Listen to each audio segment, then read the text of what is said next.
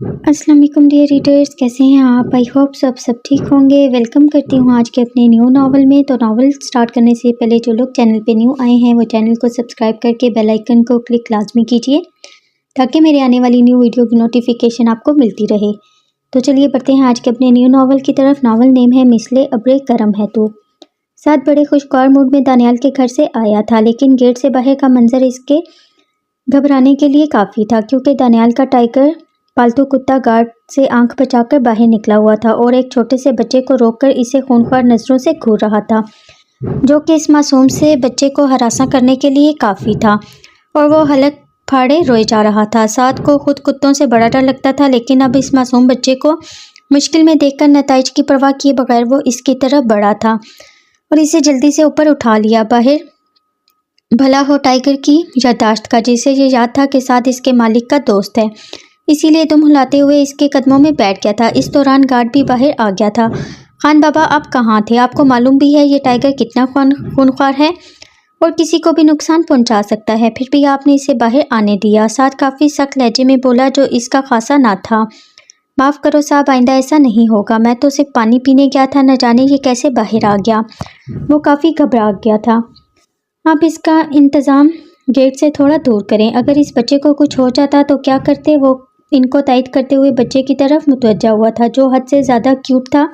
साथ ने बड़े प्यार से इसके आंसू साफ किए और इसके फूले फूले सुर्ख गालों को चूम लिया। बेटा, क्या नाम है आपका? मेरा नाम मोहम्मद सुबहान है और मामा मुझे हानी कहती हैं। साथ इसके मासूम अंदाज पर मुस्कुरा दिया। तो हानी, आप मुझे ये बताएं कि आप बाहर अकेले क्यों निकले थे? इतने छोटे बच्चे अकेले बाहर नहीं आते, बल्कि अपनी मामा के साथ आते हैं। साथ को वैसे भी बच्चे बहुत अच्छे लगते थे और ये तो था भी इतना प्यारा कि इससे बातें करने को दिल कर रहा था। अंकल, मैं अपनी बॉल लेने आया था और इस तरफ आई थी। वो वाइट गेट वाला मेरा घर है, आप मुझे वहाँ छोड़ दें। इसने काफ़ी दूर एक गेट की तरफ इशारा किया तो साथ इससे बातें करता इस जानिब चल दिया, जहाँ एक लड़की बड़ी परेशानी में बार बार गली के दौरान दोनों तरफ देख रही थी।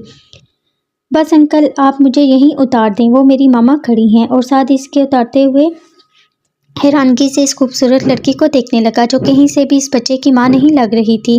क्या? लेकिन बच्चा अगर कह रहा था तो यकीन करने के सिवा कोई चारा भी ना था। अब वो सारी कहानी अपनी मामा को सुना रहा था, जो बात सुनकर साथ की तरफ मुतवज्जा हुई थी। आपका बहुत बहुत शुक्रिया, हानि की वजह से आपको काफ़ी तकलीफ उठानी पड़ी। बड़े शाइस्ता अंदाज में इसने साथ का शुक्रिया अदा किया था। कोई बात नहीं, ओके बेटा, मैं चलता हूँ, अल्लाह हाफिज़। मुस्कुराते हुए वो वापसी के लिए मुड़ा था।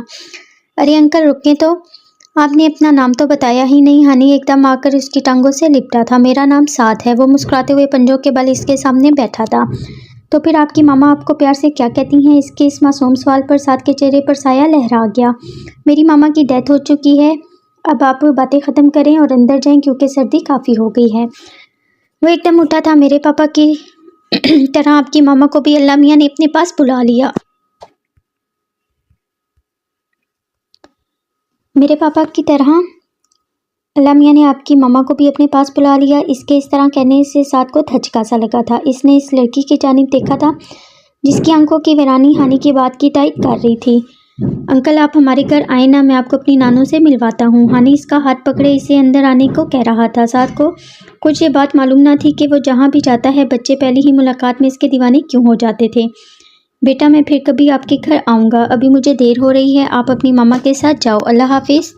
वो इससे प्यार करता वापसी के लिए मुड़ा था। अंकल, आप प्रॉमिस करें आप हमारे घर आएंगे। इसकी मामा इसे उठाकर अंदर ले जा रही थी और वो ऊंची आवाज़ में बोलता हुआ इसको देख रहा था।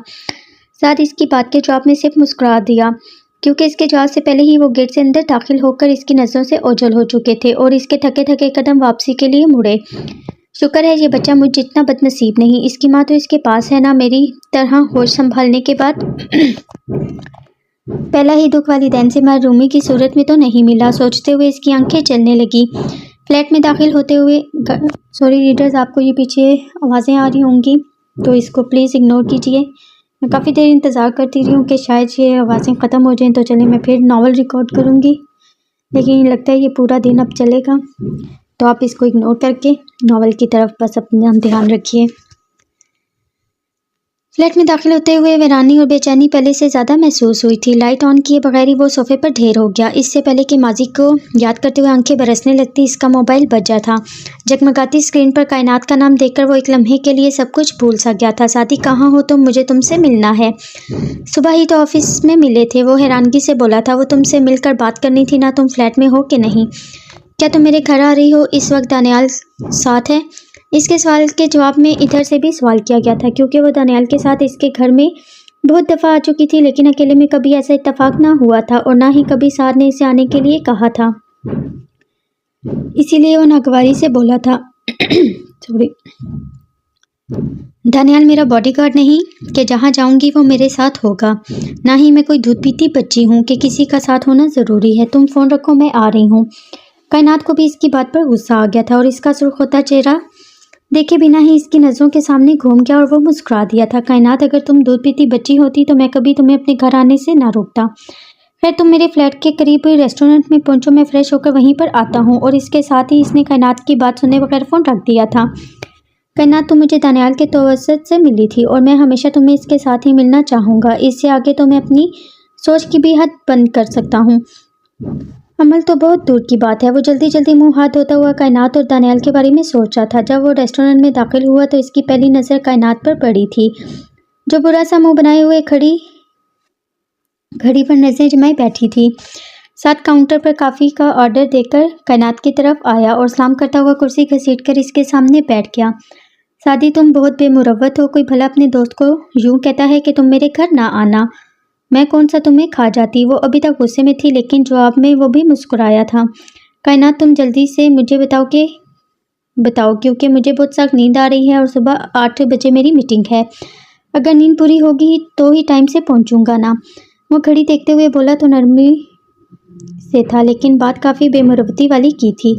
साथ, तुम मेरी बातों को संजीदगी से क्यों नहीं लेते? मामा पापा मुझ पर शादी के लिए जोर डाल रहे हैं। तुम कब आकर इनसे बात करोगे? तुम मेरी फीलिंग्स को क्यों नहीं समझ रहे? ऐसा लग रहा था कि वो अभी रो देगी। कायनात, तुम खुद को और अपने जज्बों को इतना अर्जा क्यों कर रही हो? मैंने तुम्हें पहले भी वाज़ेह बताया था कि मैं तुम्हें सिर्फ एक अच्छी दोस्त समझता हूँ, इससे ज़्यादा कुछ भी नहीं। मैं तुमसे शादी नहीं कर सकता।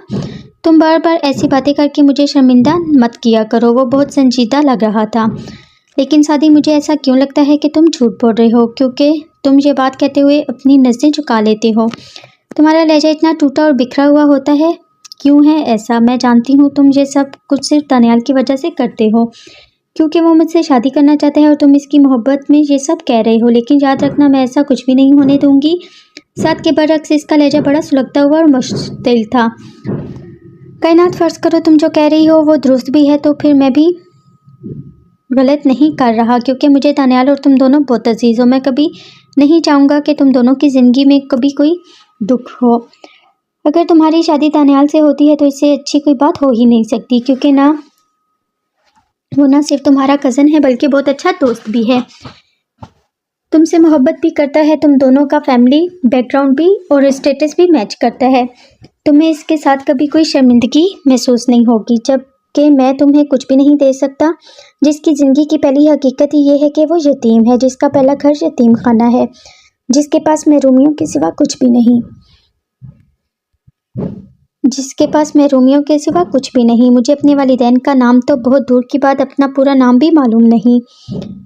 तो अच्छे बुरे ख़ानदान का कैसे पता चलता? ये जो तुम मेरे पास से जॉब देख रही हो ना, ये दानियाल की वजह से है, वरना BA पास और चंद कोर्सेज पर मुझे किसी अच्छे होटल में वेटर की जॉब भी ना मिलती।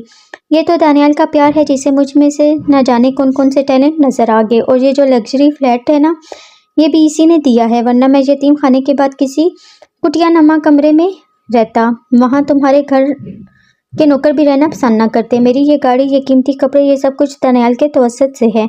मेरे पास अपना तो कुछ भी नहीं। तुम्हें और तुम्हारी सलाहियतों को मैं जानती हूँ, मुझे बताने की ज़रूरत नहीं, जारहाना अंदाज में बोली थी। और कायनात, इन बातों के अलावा जो सबसे अहम बात यह है कि तुम खुद 2 दिन में टूट जाओगी। ये साथ तुम्हारे लिए मजबूरी बन जाएगा, जब तुम्हें अपने स्टेटस से नीचे आना पड़ेगा। तुम तो रोज़ जियोगी और रोज़ मरोगी। और कायनात, अल्लाह ताला ने तुम्हें बहुत मुकम्मल ज़िंदगी दी है और मैं कुछ भी नहीं, लेकिन मैं रब के इस तकसीम पर दिल से राज़ी हूँ। बहुत खुश और मुतमईन भी हूँ, लेकिन तुम्हारा साथ मुझे एहसास कमतरी में मुब्तला कर देगा। मैं तुम तक पहुँचते पहुँचते थक जाऊँगा और हमारे लिए बेजारी और उकताहट के सिवा कुछ भी नहीं बचेगा। बजाय इसके कि हम बाद में पछताएं, हमें सही वक्त पर सही फैसला कर लेना चाहिए। वो इतनी तल्ख बातें बड़े नॉर्मल मूड में कह रहा था, लेकिन इसके खूबसूरत आंखों में न जाने क्यों सुर्खी उतरी जा रही थी। साथ तुम तो ऐसे मुझे ये बातें बता रही हो जैसे मैं कुछ जानती ही नहीं। सारी हकीकत जानने के बावजूद सोच समझकर तुमसे शादी का फैसला किया है, वो जैसे इसे तसल्ली दे रही थी। तुमने हकीकत को सिर्फ जाना है, जानने और बरतने में बहुत ज़्यादा फ़र्क होता है। मैं कभी मर के भी ये नहीं चाहूँगा कि तुम इन हकीकतों को बदलो। और शादी का फैसला तुमने किया है, मैं ऐसा बिल्कुल भी नहीं चाहता। वो इसे हर हाल में खुद से मायूस करना चाहता था। साथ तुम मुझे डिग्रेड कर रहे हो, मुझे अंदाज़ा है तुम्हारी बातें कितना हर्ट कर रही हैं। वो कब से आंसू रोके बैठी थी, अब टूट टूट कर इसके खूबसूरत गालों पर गिरने लगे थे। नहीं कायनात, मैं तुम्हें डिग्रेड होने से बचा रहा हूँ, जो कि तुम मेरा साथ पाकर हो जाओगी। तुम्हें मेरी बातें वक्ती तौर पर तो हर्ट कर रही होंगी, लेकिन मेरी बात मानकर तुम आइंदा ज़िंदगी में कभी हर्ट नहीं होगी। और प्लीज़ एक अच्छा दोस्त समझकर मेरा मशवरा मानो और दानियाल से शादी कर लो। तुम इसके साथ इतनी खुश रहोगी कि एक दिन तुम्हें ये सारी बातें हमाकत ही लगेंगी। इसने इसके आंसुओं से नज़रें चुराते हुए बात मुकम्मल की थी। लेकिन वो हमाकत मेरी ज़िंदगी का खूबसूरत सच होगी। ये बात कहकर वो रुकी नहीं थी, बल्कि उठकर चली गई थी। लेकिन साथ में इतनी सकत भी ना रही थी कि वो सर उठाकर इसे जाते हुए देख सके। कायनात, तुम मुझसे प्यार करती हो, ये बात तुम्हारी ज़िंदगी का खूबसूरत सच है, लेकिन ये सच सिर्फ मेरे लिए पूरी ज़िंदगी है। जब मैं तुम्हारी बात रद्द करता हूँ, तुम्हें दुख देता हूँ, तो मेरा रोम रोम रोता है। तुम ये समझती हो कि मैं ये सब कुछ दानियाल की वजह से कर रहा हूँ, लेकिन अगर दानियाल हमारे दरमियान ना भी होता तब भी मैं तुमसे शादी ना करता। तुम शायद कभी ना समझ सको, लेकिन ये भी मेरी मोहब्बत का एक रंग है जो फ़िलहाल तुम्हें तकलीफ़ दे रहा है, लेकिन आइंदा की ज़िंदगी तुम्हारे लिए बहुत सहल कर देगा। कायनात कब की चली गई थी, लेकिन साथ मुस्तकिल इसकी तरफ देखकर बातें किया जा रहा था। जहाँ वो बैठी थी, वो इससे ज़्यादा खुद को तसल्ली देने की कोशिश कर रहा था। इस रात सर्दी के बावजूद न जाने कितनी देर वो सड़कों पर घूमता रहा, लेकिन बाहर की सर्दी से अंदर की आग सर्द ना हो रही थी। साथ इन बदनसीब बच्चों में से था जिनकी परवरिश यतीम खाने में होती है। वो वहाँ कैसे पहुँचा, इसे वहाँ कौन लाया, इसके माँ बाप कौन थे? इन सवालों के जवाब में इसके पास कुछ न था, और ना ही इसने कभी जानने की कोशिश की थी। इसे यहाँ होने का कोई दुख ना था, क्योंकि वो बाहर की दुनिया के बारे में जानता ही ना था।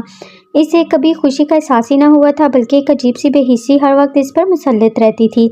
कोई ख्वाहिश, कोई जुस्तजू, कोई उमंग ना थी। बस एक लगी बंदी रूटीन में वक्त गुजरता जा रहा था। यतीम खाने का मालिक बहुत अच्छा इंसान था, जिनको वो सब बाबा कहते थे। इन्होंने न सिर्फ खाने पीने और ऐश की जिम्मेदारी उठाई थी, बल्कि तालीम और तरबियत का भी मकदूर भरम ख्याल रखा।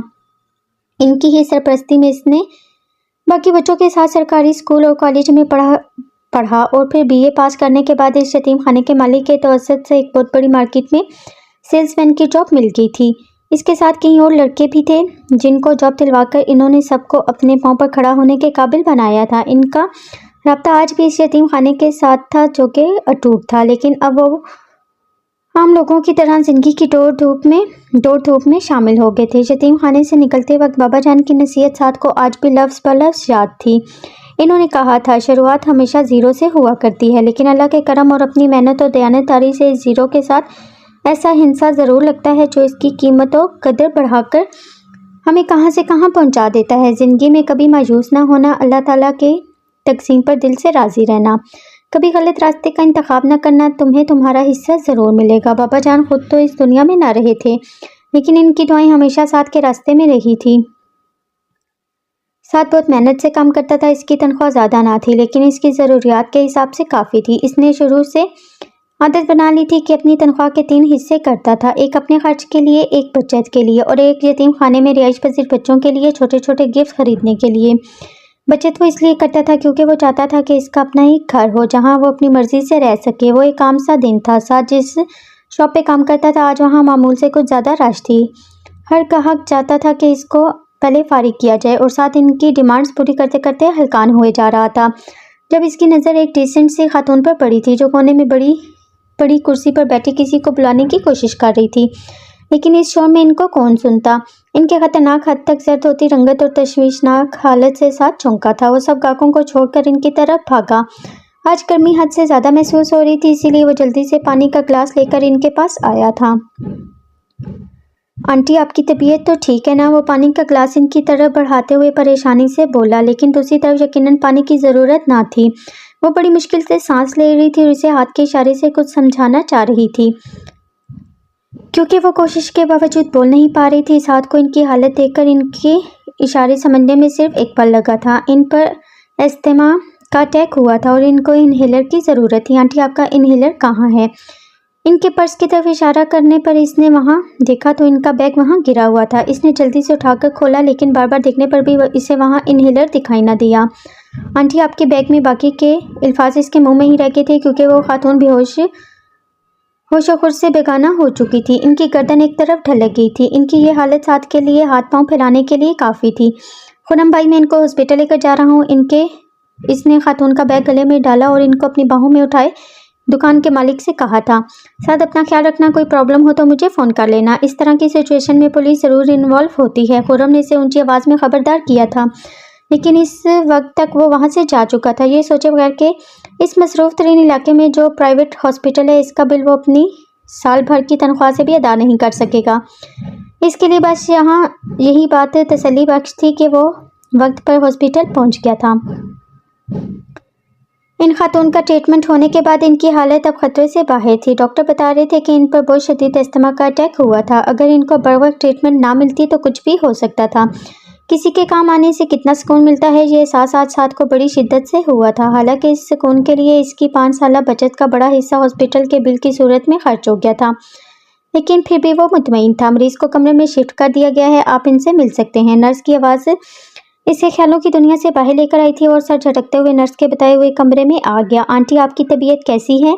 वो मुस्कुराते हुए इनके पास आ गया। बहुत ही खुशनसीब है वो माँ जिसको रब ने तुम जैसा बेटा दिया। इन्होंने इसका हाथ पकड़कर अपने लबों से लगाया तो वह मुस्कुरा दिया।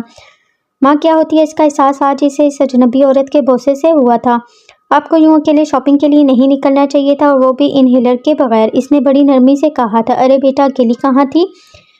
ड्राइवर साथ था। इससे ग्रोसरी के सामान की लिस्ट पकड़ाई कि तुम ये खरीदो। मैं अपने बेटे के लिए कुछ नई ड्रेसेस देखने तुम्हारी शॉप में आई थी और वहीं पर तबीयत ख़राब हो गई, लेकिन इन्हेलर बैग में ना होना मेरे लिए भी अचंभे की बात है। शायद कहीं गिर गया होगा, लेकिन अच्छा ही हुआ ना कि मुझे तुम जैसा अच्छा बेटा ना मिलता। वो मुस्कुराकर बात करते बहुत अच्छी लग रही थी। आंटी, ये आपका बैग, मैंने आपके घर वालों को इन्फॉर्म करना था, लेकिन आपके बैग में फ़ोन भी नहीं था। आप नंबर बता दें ताकि मैं इन्फॉर्म कर सकूं। इसने मोबाइल निकालते हुए कहा और वो अपने भुलक्कड़पन पर हंसते हुए इसे नंबर बताने लगी। और फिर इसके फ़ोन करने के बाद तकरीबन आधे घंटे में ही इनका बेटा और शोहर हॉस्पिटल मौजूद थे। साथ हैरानी से इस लड़के को देख रहा था जो अपनी माँ से ऐसे मिल रहा था जैसे बरसों बाद मिला हो। इस खूबसूरत और मुकम्मल मंजर में इसे अपना आप गैर ज़रूरी लगा था। वो चुपके से वहाँ से बाहर आ गया। अगर मेरे पास भी माँ बाप जैसी नेमत होती तो मेरी ज़िंदगी भी ऐसे ही खूबसूरत और मुकम्मल होती। आज ये दिल में बड़े अनोखे से एहसास ने अंगड़ाई ली थी। अगर माँ का एहसास इतना खूबसूरत और खुशकुन होता है तो इसकी ताबीर कितनी खुशकुन होती होगी। वो दिल से मुस्कुराते हुए इस औरत के बारे में सोच रहा था।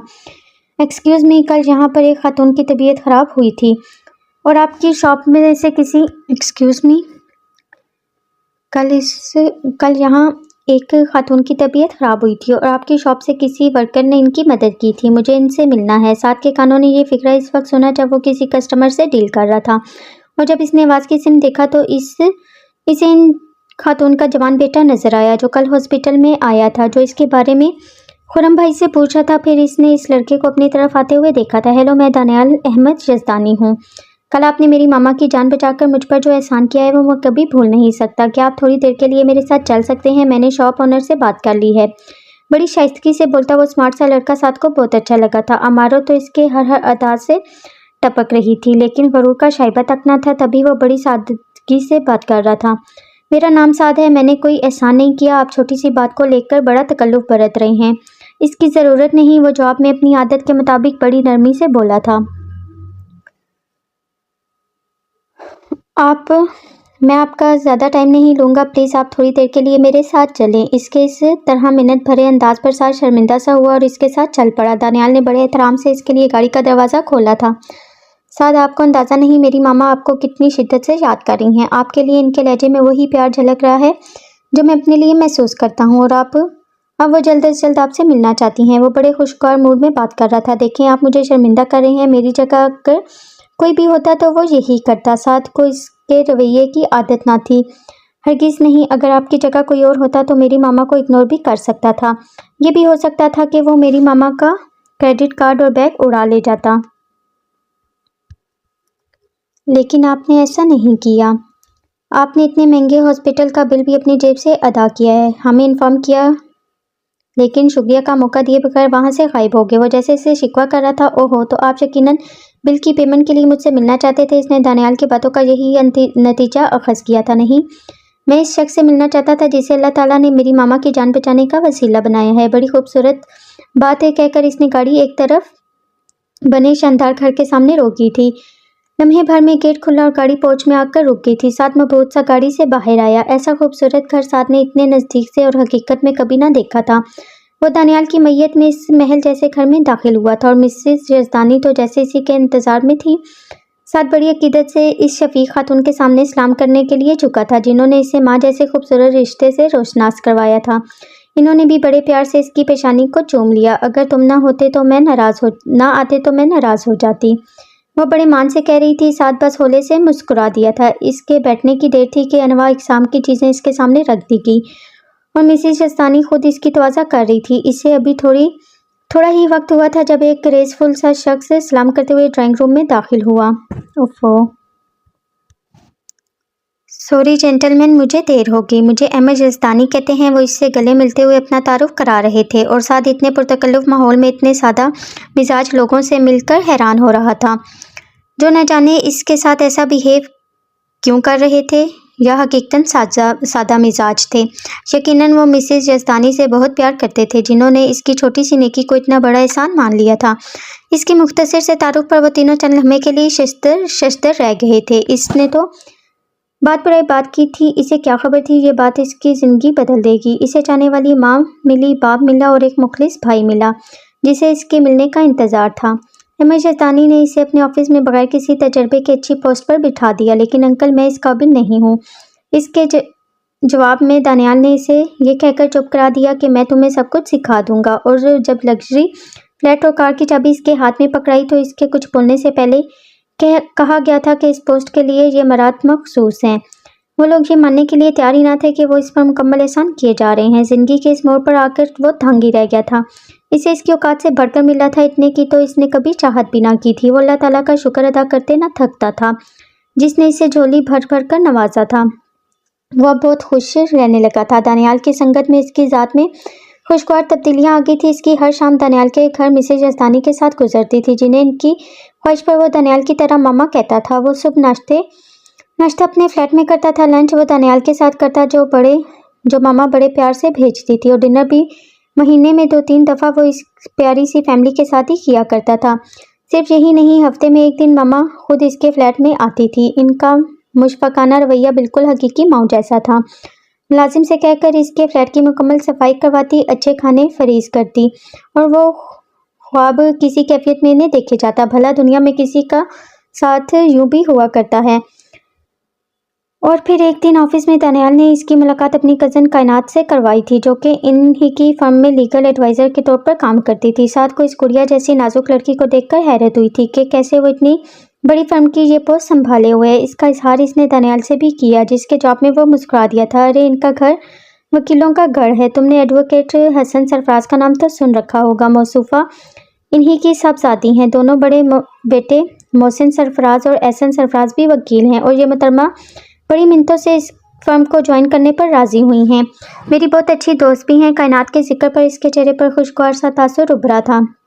लेकिन मुझे तो दोस्ती से ज़्यादा कुछ और महसूस हो रहा है। साद शरारत से बोला था। हाँ यार, मामा कह रही थी कि वो मेरी शादी इसी से करेंगी, और तुझे तो मालूम है कि मैं मामा का कितना फर्माबरदार हूँ। इस बात पर दोनों ने खूब ज़ोरदार कहका लगाया था, लेकिन आने वाले दोनों दिनों में कायनात के रवैये ने साद को चौंका दिया था। इसे लगा कि वो इसकी ज़ात में कुछ ज़्यादा ही दिलचस्पी लेती है। वो और दानियाल जहाँ होते इसका वहाँ होना लाजमी था। शुरू में तो इसने अपना वहम जाना कि हो सकता है वो सिर्फ इसे दानियाल का दोस्त समझकर इसे इतनी बेतकल्लुफ़ होती हो, लेकिन नहीं, इसका वहम हरगिज़ न था बल्कि हकीकत थी। ये इसने तब जाना जब कायनात ने इससे खुलकर इजहार किया। वो बाशऊर और एक आज़ाद माशरे में पलने वाली लड़की थी जिसे अपनी ज़िंदगी का हर फैसला खुद करने की आदत थी। तभी इसने इंतज़ार न किया और इजहार में पहल कर दी, लेकिन साद जैसा मोहतात बंदे को इसका अंदाज़ अच्छा न लगा था। दूसरी तरफ वो दानियाल की पसंदीदगी से भी वाकिफ़ था, इसीलिए इसने साफ इनकार कर दिया। लेकिन वो काफ़ी मुस्तकिल मिजाज वाक़या हुई थी और इसकी ये मुस्तकिल मिजाजी साद पर असर करने लगी थी। अगर वो भी गोश्त पोश्त का इंसान था, साद भी आहिस्ता आहिस्ता बिगड़ने लगा था। इसके दिल में कायनात के लिए हमकने लगा था। अब बात यकतरफा ना रही थी। साद भी प्यार जैसे जज्बे के आगे हार रहा था, लेकिन वो चाहता था कि ज़रूरी नहीं कि इस हार का अंजाम किसी को पाने पर मुंतजा हो।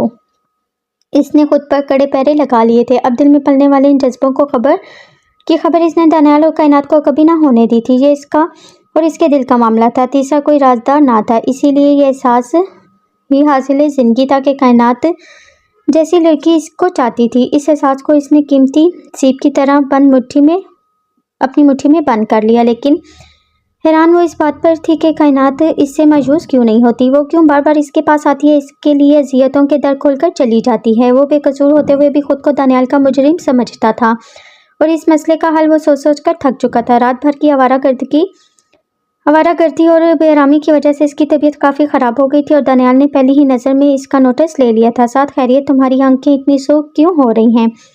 मेरे ख्याल में रात की सर्दी का असर है, सर में दर्द भी है, शायद इसी वजह से वो खामख्वाह में फाइलों को तरतीब देने लगा था। दानियाल इसकी लापरवाही से वाकिफ था, इसीलिए इसने आगे बढ़कर इसकी कलाई थामी जो अंगारे की तरह दहक रही थी। साथ तुम्हें इतना सख्त बुखार है और तुम फिर भी ऑफिस आ गए हो। चलो उठो, अभी डॉक्टर के पास मेडिसिन लेकर घर जाओ और आराम करो, वो फिक्रमंदी से बोला था। अब इतना तेज़ बुखार भी नहीं जितना तुम फिक्रमंद हो रहे हो। आधे घंटे बाद मैंने बाबा जान के साथ सजावल गर्देजी के ऑफिस जाना है, बड़ी इंपॉर्टेंट मीटिंग है। इन्होंने बड़ी मुश्किल से टाइम दिया है। इधर से फारिग होकर घर चला जाऊंगा, तुम मुझे चाय पिला दो। कनपट्टियों को मसलते हुए इसने लापरवाही से कहा था। दानियाल इसे खफकी से देखते हुए बाहर चला के जब वापस आया तो इसके हाथ में पुरतकल्लिफ नाश्ते की ट्रे थी। दानियाल, तुम खुद क्यों लेकर आए हो? किसी मुलाजिम के हाथ भिजवा देते। वो शर्मिंदा हुआ था। हाँ, मुलाजिम के हाथ भिजवाता ताकि तुम ख्यालों में गुम रहते और मीटिंग का टाइम हो जाता। मेरे सामने खाओ और ये टैबलेट लो ताकि मैं तसल्ली कर सकूं। प्यार के ऐसे मुजाहिरे पर अब साथ की जिंदगी में होते ही रहते थे, लेकिन वो अभी भी इन रवैयों का आदी ना हो सका था, इसीलिए अब भी ट्रांस किसी कैफियत में इसको देखने लगा। वैसे साथ तुम बैठे बैठे कहाँ खो जाते हो? ब्रेड पर जैम लगाकर इसकी तरफ बढ़ाते हुए वो बोला था। हैरान होता हूँ कि तुम्हें मुझ जैसे इंसान में क्या दिखा कि तुम मुझसे इतना प्यार करते हो, साथ मुस्कुराते हुए बोला था। हाँ, कभी कभी मैं भी सोचता हूँ कि इतने बड़े इंसान को मैंने क्यों दोस्त बना दिया, जो अभी तक मुझ पर यकीन नहीं करता। दानियाल चिढ़कर बोला तो साथ कैका लगाकर मुस्कुरा दिया। अच्छा, यार बुरा क्यों मनाते हो? अभी तो मैंने तुमसे एक बात शेयर करना थी। कल जब मैं तुम्हारे घर से बाहर निकला तो तुम्हारा टाइगर एक क्यूट से बच्चे को हरासा किए खड़ा था। बड़ी मुश्किल से इसकी जान बचाई। हानी नाम था इस बच्चे का। तुम जानते हो कि दानियाल के रवैये ने जैसे टॉनिक का काम किया था। अब वो सब कुछ भुलाई कल वाला वाक़या इससे शेयर कर रहा था। हाँ जानता हूँ, कर्नल हैदर का नवासा है, बड़ा शरारती, अपनी मामा और नानों को खूब तंग करता है। दानियाल भी इसके जिक्र पर मुस्कुरा दिया। मैं इसे घर छोड़ने गया था, बता रहा था कि इसके बाबा की डेथ हो चुकी है। मुझे बड़ा दुख हुआ। इस बच्चे की माँ भी बड़ी ही कम उम्र थी। वो तो माँ लगती ही नहीं थी, बल्कि एक 5-6 साल बच्चे की बड़ी बहन लगती थी। वो अपनी चाय ख़त्म करते हुए बोला था। हाँ यार, ऐसा ही है। हमारे कर्नल हैदर की फैमिली के साथ बड़े अच्छे ताल्लुकात हैं। बसीरत इनकी इकलौती बेटी है। BA के फ़ौरन बाद इसकी शादी कर दी गई, लेकिन बदकिस्मती से 1 साल बाद ही वो बेवा होकर फिर से मायके आ गई। हानि भी ननिहाल में ही पैदा हुआ है। बेटी के गम को कर्नल साहब ने इतना दिल पर लिया कि एक दिन ऐसा हार्ट अटैक हुआ कि वफात पा गए। लेकिन बसीरत ने खुद हिम्मत से काम लिया। इवनिंग क्लासों में अपना MA किया, छोटी मोटी जॉब्स की, लेकिन तालीम मुकम्मल होने के बाद वो एक अच्छी पोस्ट पर काम कर रही है। लेकिन एक बात तो बता, तुम जैसा रिजर्व बंदा यहाँ इतनी दिलचस्पी क्यों ले रहा है? बच्चे के क्यूट होने तक तो बात ठीक है, लेकिन तुझे इसकी मामा कम उम्र भी लगी, दुख भी हुआ। असल मामला क्या है? दानियाल शारद से बोला था तुम्हारे ज़हन का फतूर है, वरना इतने पाकीज़ा हुस्न के बारे में कोई गलत कैसे सोच सकता है। इसकी शारद के जवाब में वो भी शारद से बोलते हुए ब्रीफ केस उठाकर इससे मज़ीद बातें करने का मौका दिए बगैर वहाँ से निकल गया। दानियाल इसके अंदाज पर मुस्कुरा दिया था। इन दोनों दिनों कायनात की तरफ से मुकम्मल खामोशी थी। साद ने भी इसे मनाने की कोशिश न की थी। वो इसे किसी भी किस्म की उम्मीद नहीं दिलाना चाहता था, इसीलिए इसकी नाराज़गी को मुकम्मल तौर पर नज़रअंदाज किए हुए था। आज भी वो बेजार सा ऑफिस से उठा था। दानियाल को कोई काम था, वो इससे पहले ही ऑफिस से चला गया था, इसीलिए वो इस वक्त अकेला था। घर भी जाने को दिल नहीं कर रहा था, इसीलिए वो वक्त गुजारी करने के लिए रेस्टोरेंट में चला आया। चाय का ऑर्डर देकर वो फरागत से इर्द गिर्द का जायजा ले रहा था जब अचानक इसने हानि को अपनी तरफ आते हुए देखा, जो बड़े जोश से इसके साथ लिपट गया। अरे हानि बेटा, आप यहाँ किसके साथ आए हो? वो इसको उठाकर अपनी गोद में बिठाते हुए बड़े खुशगवार लहजे में बोला था। मामा के साथ आइसक्रीम खाने आया था। इसके इशारा करने पर साद ने देखा तो इतने में बासीरत करीब आ चुकी थी। अस्सलाम वालेकुम, कैसी हैं आप? न जाने इस लड़की में ऐसा क्या था कि एहतराम करने को दिल करता था। वालेकुम सलाम, सॉरी मुझे आज फिर हानि ने आपको डिस्टर्ब किया। अस्सलाम का जवाब देने के बाद वो बड़ी शाइस्तगी से बोली थी। अरे नहीं, ऐसी तो कोई बात नहीं, बल्कि मुझे तो बहुत खुशी हो रही है। आपका बेटा माशाल्लाह बहुत क्यूट है। वो हानि को प्यार करते हुए बोला था। अंकल, आज तो मेरी बर्थडे है, आप हमारे घर आएंगे ना? वो बड़ी आस से पूछा था। ज़रूर आऊँगा, मुँह से ये दो लफ्ज़ बिला इरादा ही अदा हुए थे। चलो बेटा घर चलो, नानो वेट कर रही होंगी। वो यकीनन नहीं चाहती थी कि इसका बेटा यूँ किसी अजनबी से फ्रैंक हो। अंकल आप प्रॉमिस करें आप आएंगे। हानि को साद कुछ ज़्यादा ही अच्छा लगा था। बल्कि आप ऐसा करें कि अपना सेल नंबर मुझे दे दें, मैं आपको याद करवा दूंगा। जहां बसीरत इसकी बात पर जुस्बुस हुई थी, वहीं साथ इसके मासूम से अंदाज पर मुस्कुरा दिया और इससे पहले कि इसकी मामा इस पर गुस्सा होती, इसने जल्दी से अपना नंबर दिया और प्यार करके जाने के लिए कह दिया। इन दोनों के जाने के बाद वो इन दोनों के बारे में सोच रहा था। चाय पीने के बाद वो जल्द ही रेस्टोरेंट से उठकर आया और किसी ख्याल के तहत गाड़ी कलोनों की दुकान से आगे रोक दी थी। क्या हुआ जो मैं हानि के घर नहीं जा सकता? मेरा गिफ्ट तो जा ही सकता है ना? ये सोचते हुए इसने बड़े प्यारे खिलौने पैक करवाए थे, साथ वाली बेकरी से चॉकलेट केक पैक करवाया और कुरियर सर्विस के ज़रिए ये ताइफ हानि के एड्रेस पर भिजवा दिए। इस सारी एक्टिविटी में इसका वक्त बड़े खुशगवार तरीके से गुजरा था, इसीलिए इसका मूड बहुत अच्छा हो गया था और इसने गाड़ी घर के रास्ते पर डाल दी। साथ ही इस वक्त अपना फेवरेट कार्टून देख रहा था जब इसका सेल बजा था। दूसरी तरफ अजनबी नंबर से जो आवाज़ सुनी थी वो इसकी तोका हरगिज़ नहीं कर रहा था। मैं बसीरत बोल रही हूँ हानि की मामा, देखें जो कुछ आप कर रहे हैं वो हरगिज़ मुनासिब नहीं। गिफ्ट देने से आपको मालूम है हानि पर कितना बुरा असर पड़ सकता है। नागवारी में डूबा लहजा साथ की समातों से टकराया था। गिफ्ट देने से भला बुरा असर कैसे पड़ सकता है? वो इसके साथ लहजे पर शर्मिंदा हो गया। हानि अभी बच्चा है, बहुत ना समझ है। वो किसी भी अजनबी से ऐसी फेवर की धोखा कर सकता है जो मैं हरगिज़ अफोर्ड नहीं कर सकती। आप प्लीज़ मेरी बात समझने की कोशिश करें। आखिर में वो धीमे लहजे में बोली थी, इस दफ़ा माफ़ कर दें, आइंदा ऐसा नहीं होगा। मैंने वाकई बगैर सोचे समझे ही वो गिफ्ट भेज दिया, लेकिन आइंदा आपको शिकायत नहीं होगी। अगर आप बुरा ना माने तो आप प्लीज़ मेरी हानि से बात करवा दें, मैं इसको कह दूँगा। इसकी बातों से वो शर्मिंदा सा हुआ था। बात तो करनी ही पड़ेगी, वरना वो ख्वाब में भी आपको याद करता रहेगा। इसके इस तरह गलती मानने पर वो नरम पड़ती हुए फ़ौरन फ़ोन हानि को पकड़ा चुकी थी। साथ ने इससे सिर्फ 5 मिनट ही बात की थी और इसे लगा था कि ये वक्त इसकी ज़िंदगी का खूबसूरत तरीन वक्त है। न जाने क्यों इस लम्हे इसके दिल की ख्वाहिश थी कि वो इस मासूम बच्चे के हर दुख को अपना बना ले और इसकी अधूरी ज़िंदगी को मुकम्मल कर दे, इसकी हर महरूमी को ख़त्म कर दे। लेकिन ज़रूरी नहीं कि हर ख्वाहिश ताबीर पा सके। वो अपनी सोच पर सर झटकते हुए मुस्कुरा दिया। हाँ, ये ज़रूर हुआ था कि वो आइंदा के लिए मुताद हो गया था। ना कोई गिफ्ट, ना कोई फ़ोन कॉल। वो इस अच्छी सी लड़की के लिए कोई भी मुश्किल पैदा नहीं करना चाहता था। लेकिन सिर्फ एक हफ्ते बाद ही इसके सेल पर इसी नंबर से फ़ोन आया था और वो भी रात के 11 बजे। नींद भरी आंखों से घड़ी देखते हुए इसने बड़ी हैरानगी से कॉल रिसीव की थी, लेकिन दूसरी तरफ हानि के रोने की आवाज़ पर वो एकदम से अलर्ट हो गया था। हानि बेटा, क्या हुआ है? आप क्यों रो रहे हैं? वो असहद परेशान हो गया था। अंकल नानू बीमार हो गई हैं, मैं और मामा इन्हें हॉस्पिटल लेकर आए हैं। आप प्लीज़ आ जाएं, मामा को भी बहुत ज़्यादा डर लग रहा है, वो बहुत रो रही हैं। आप आएंगे ना? साथ की आवाज़ सुनते ही वो बड़ी आस से बोला था। बेटा आप किस हॉस्पिटल में हो? हमारे घर के पास जो मिलिट्री हॉस्पिटल है ना, हम वहीं पर हैं। ठीक है, आप फ़ोन रखें, मैं आता हूँ। इसने फ़ोन रखकर जल्दी से जैकेट पहनी और अपना मोबाइल वॉलेट और गाड़ी की चाबी उठाकर इसने एक पल की भी देर न की थी। वो सिर्फ ये सोचा था कि वो लड़की इस वक्त बेबसी की इंतहा पर है, वरना अपने बेटे को वो कभी फ़ोन न करने देती। इसे सिर्फ 20 मिनट लगे थे और वो इनके पास था। आंटी को क्या हुआ है? हानि को उठाकर सीने से लगाते हुए वो बसीरत से पूछ रहा था, जिसकी आंखें रोने से सूज चुकी थी। अम्मी का शुगर लेवल डाउन हो गया था, शायद मैंने आने में देर कर दी, इसीलिए तबीयत ज़्यादा ख़राब हो गई। आईसीयू में हैं, डॉक्टर कह रहे हैं कि सुबह इंशाल्लाह रूम में शिफ्ट कर देंगे। वो साथ को ऐसे तफसील बता रही थी जैसे इससे बहुत करीबी ताल्लुक़ हो।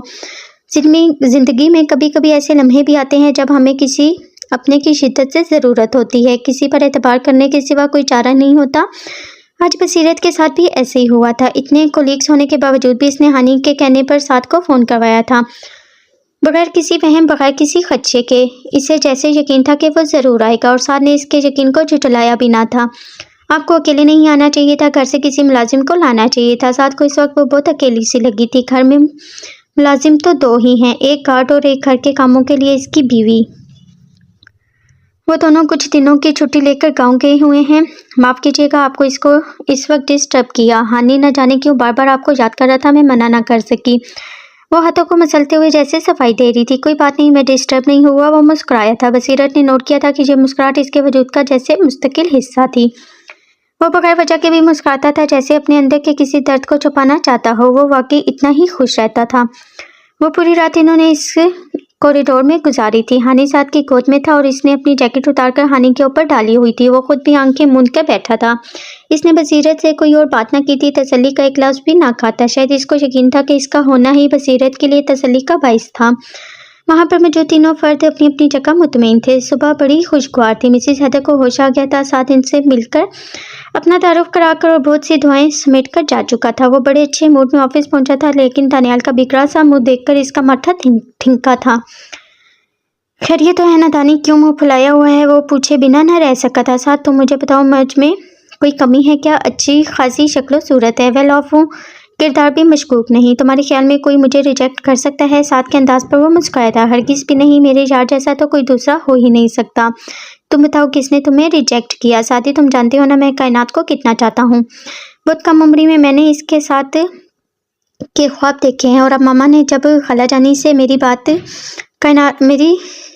और कायनात की शादी की बात की तो वो भी खुश हुई थी, लेकिन न जाने क्यों कायनात टाल मटोल से काम ले रही है। वो कहती है मुझे अभी शादी नहीं करनी, तुम ही इसे समझाओ, इससे खुलकर बात करो। इसकी सारी ज़िंदगी मेरे सामने गुजरी है, ऐसा तो हो ही नहीं सकता कि वो किसी और को पसंद करती हो। आखिरी बात जैसे इसने अपने आप से की थी। साथ के मुस्कुराते लब एकदम से सुखड़े थे। तुम फिक्र ना करो, मैं कायनात से बात करूंगा। तुम खुद ही तो बताते हो ना कि वो बहुत लाडली है। ऐसी लड़कियां समझती हैं कि शादी के बाद वो पाबंद हो जाएंगी, इसी ख्याल से वो शादी से मना कर रही होगी।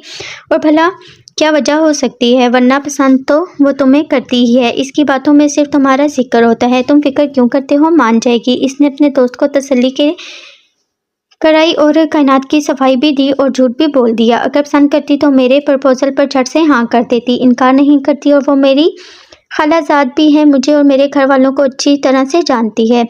वहाँ कोई रोक टोक या कोई पाबंदी नहीं। तुम इससे साफ साफ बात करो, इनकार की वजह पूछो। मैं इसका ये रवैया बर्दाश्त नहीं कर सकता। वो ये कहकर रुका नहीं था और साथ मुजरिम ना होते हुए भी खुद को मुजरिम समझ रहा था। इसने दानियाल को कह तो दिया था कि वो कायनात से बात करेगा, लेकिन वो जानता था कि वो कायनात से ऐसी बात नहीं कर सकता। कि वो ये भी जानता था कि जब तक वो खुद शादी नहीं करेगा वो इससे मायूस नहीं होगी।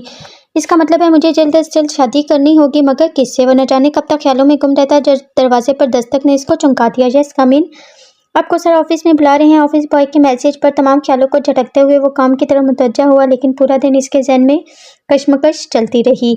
दानियाल की बातें बार बार याद आ रही थी, लेकिन कुछ समझ में ना आ रहा था। और जब वो शाम को घर पहुंचा तो चाय पीते हुए इसने हानि की कॉल रिसीव की थी। फोन सुनने के बाद एकदम ख्याल बिजली की तरह इसके जहन में कूदा था।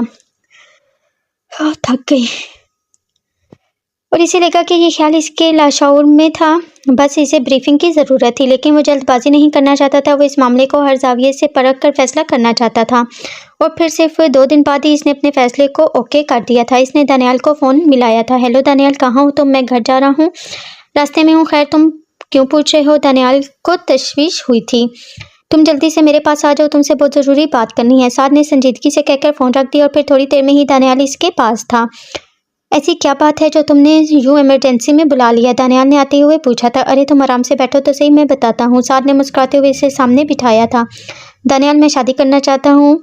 अब ये बात मैं डायरेक्ट मामा से नहीं कह सकता, इसीलिए तुम्हें बुलाया है कि तुम इनसे बात करो ताकि तुमसे बात करूं ताकि तुम ये बात मामा से कह सको। इसकी बात पर दानियाल खुशी से चीख पड़ा।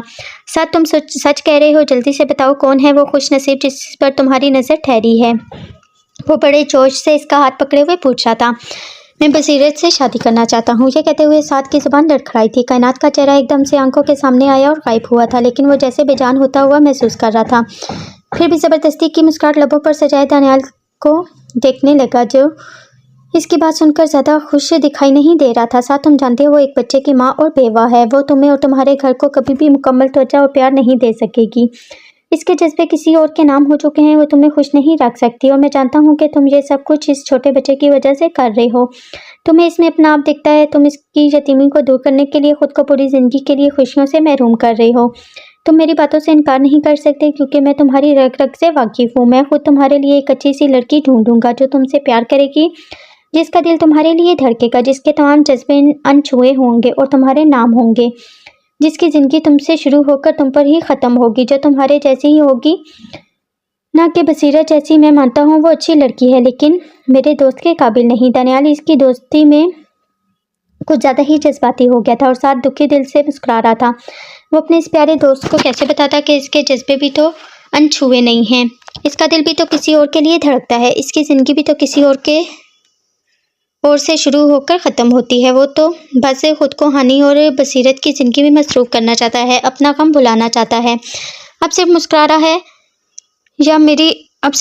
रहेगा या मेरी बातों पर ध्यान भी देगा। दानियाल ने इसे ख्यालों की दुनिया से बाहर निकाला था। दानियाल, क्या तुम्हारे लिए ये काफ़ी नहीं कि बसीरत और हानि मेरी खुशी हैं? और इसके इस सादा से जुमले पर दानियाल चुप सा हो गया था। मैं मामा से बात करूंगा, तुम बेफिक्र हो जाओ। इतना कहकर वो रुका नहीं था, चला गया था। साद ने भी इसे रोकने की कोशिश ना की थी, क्योंकि दिल से वो मुतमईन था कि वो ये सब कुछ दानियाल और कायनात की खुशी के लिए कर रहा है। ये सोचते हुए एक सरकश सा आंसू आंख से निकलकर हाथ की पुष्ट पर आ टिका था, जिसे इसे एहसास से दिला रहा हो कि इस तमाम मामले में इसकी खुशी का जिक्र तो कहीं भी नहीं। साद ने बेबसी से अपना सर कुर्सी की पुष्ट से टिका दिया और फिर सब कुछ इसके तवक्का के मुताबिक हुआ। वो जानता था कि वो कुछ भी ना हो, लेकिन इसका प्रपोजल जब अहमद यज़दानी और आमना यज़दानी लेकर जाएंगे तो इनकार मुमकिन नहीं है।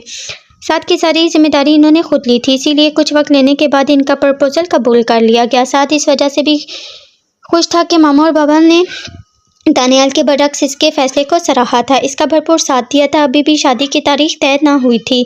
इस सिलसिले में आज बसीरत की अम्मी ने इन सबको अपने यहाँ डिनर पर इनवाइट किया था। वो सब बसीरत के घर में थे। साद ने महसूस किया था कि इस मंजर में सब खुश थे सिवाय बसीरत के। वो इसके तरफ देखने से भी गरेज़ां थी। साद चाहता था वो इससे बात करे, इसकी हर उलझन को दूर करे, इसे तसल्ली दे, लेकिन वो मौका ही ना मिला था और साद ने भी कोशिश ना की थी, ये सोचकर कि जब भी मौका मिला वो इसे मुतमईन करेगा। और फिर हुआ भी कुछ ऐसे ही। अगले ही दिन ऑफिस में था जब इससे बसीरत की कॉल आई थी। मुझे आपसे मिलना है, ज़रूरी बात करनी है। इस्लाम के बाद वो बड़े सर्द लहजे में बोली थी। मैं शाम को घर आ जाऊँगा, फिर बात कर लेंगे। लहजे में अपनायत खुद ब खुद डर आई थी। नहीं, मैं घर में नहीं मिलना चाहती, कहीं भी बाहर जहाँ आप मिलना चाहें।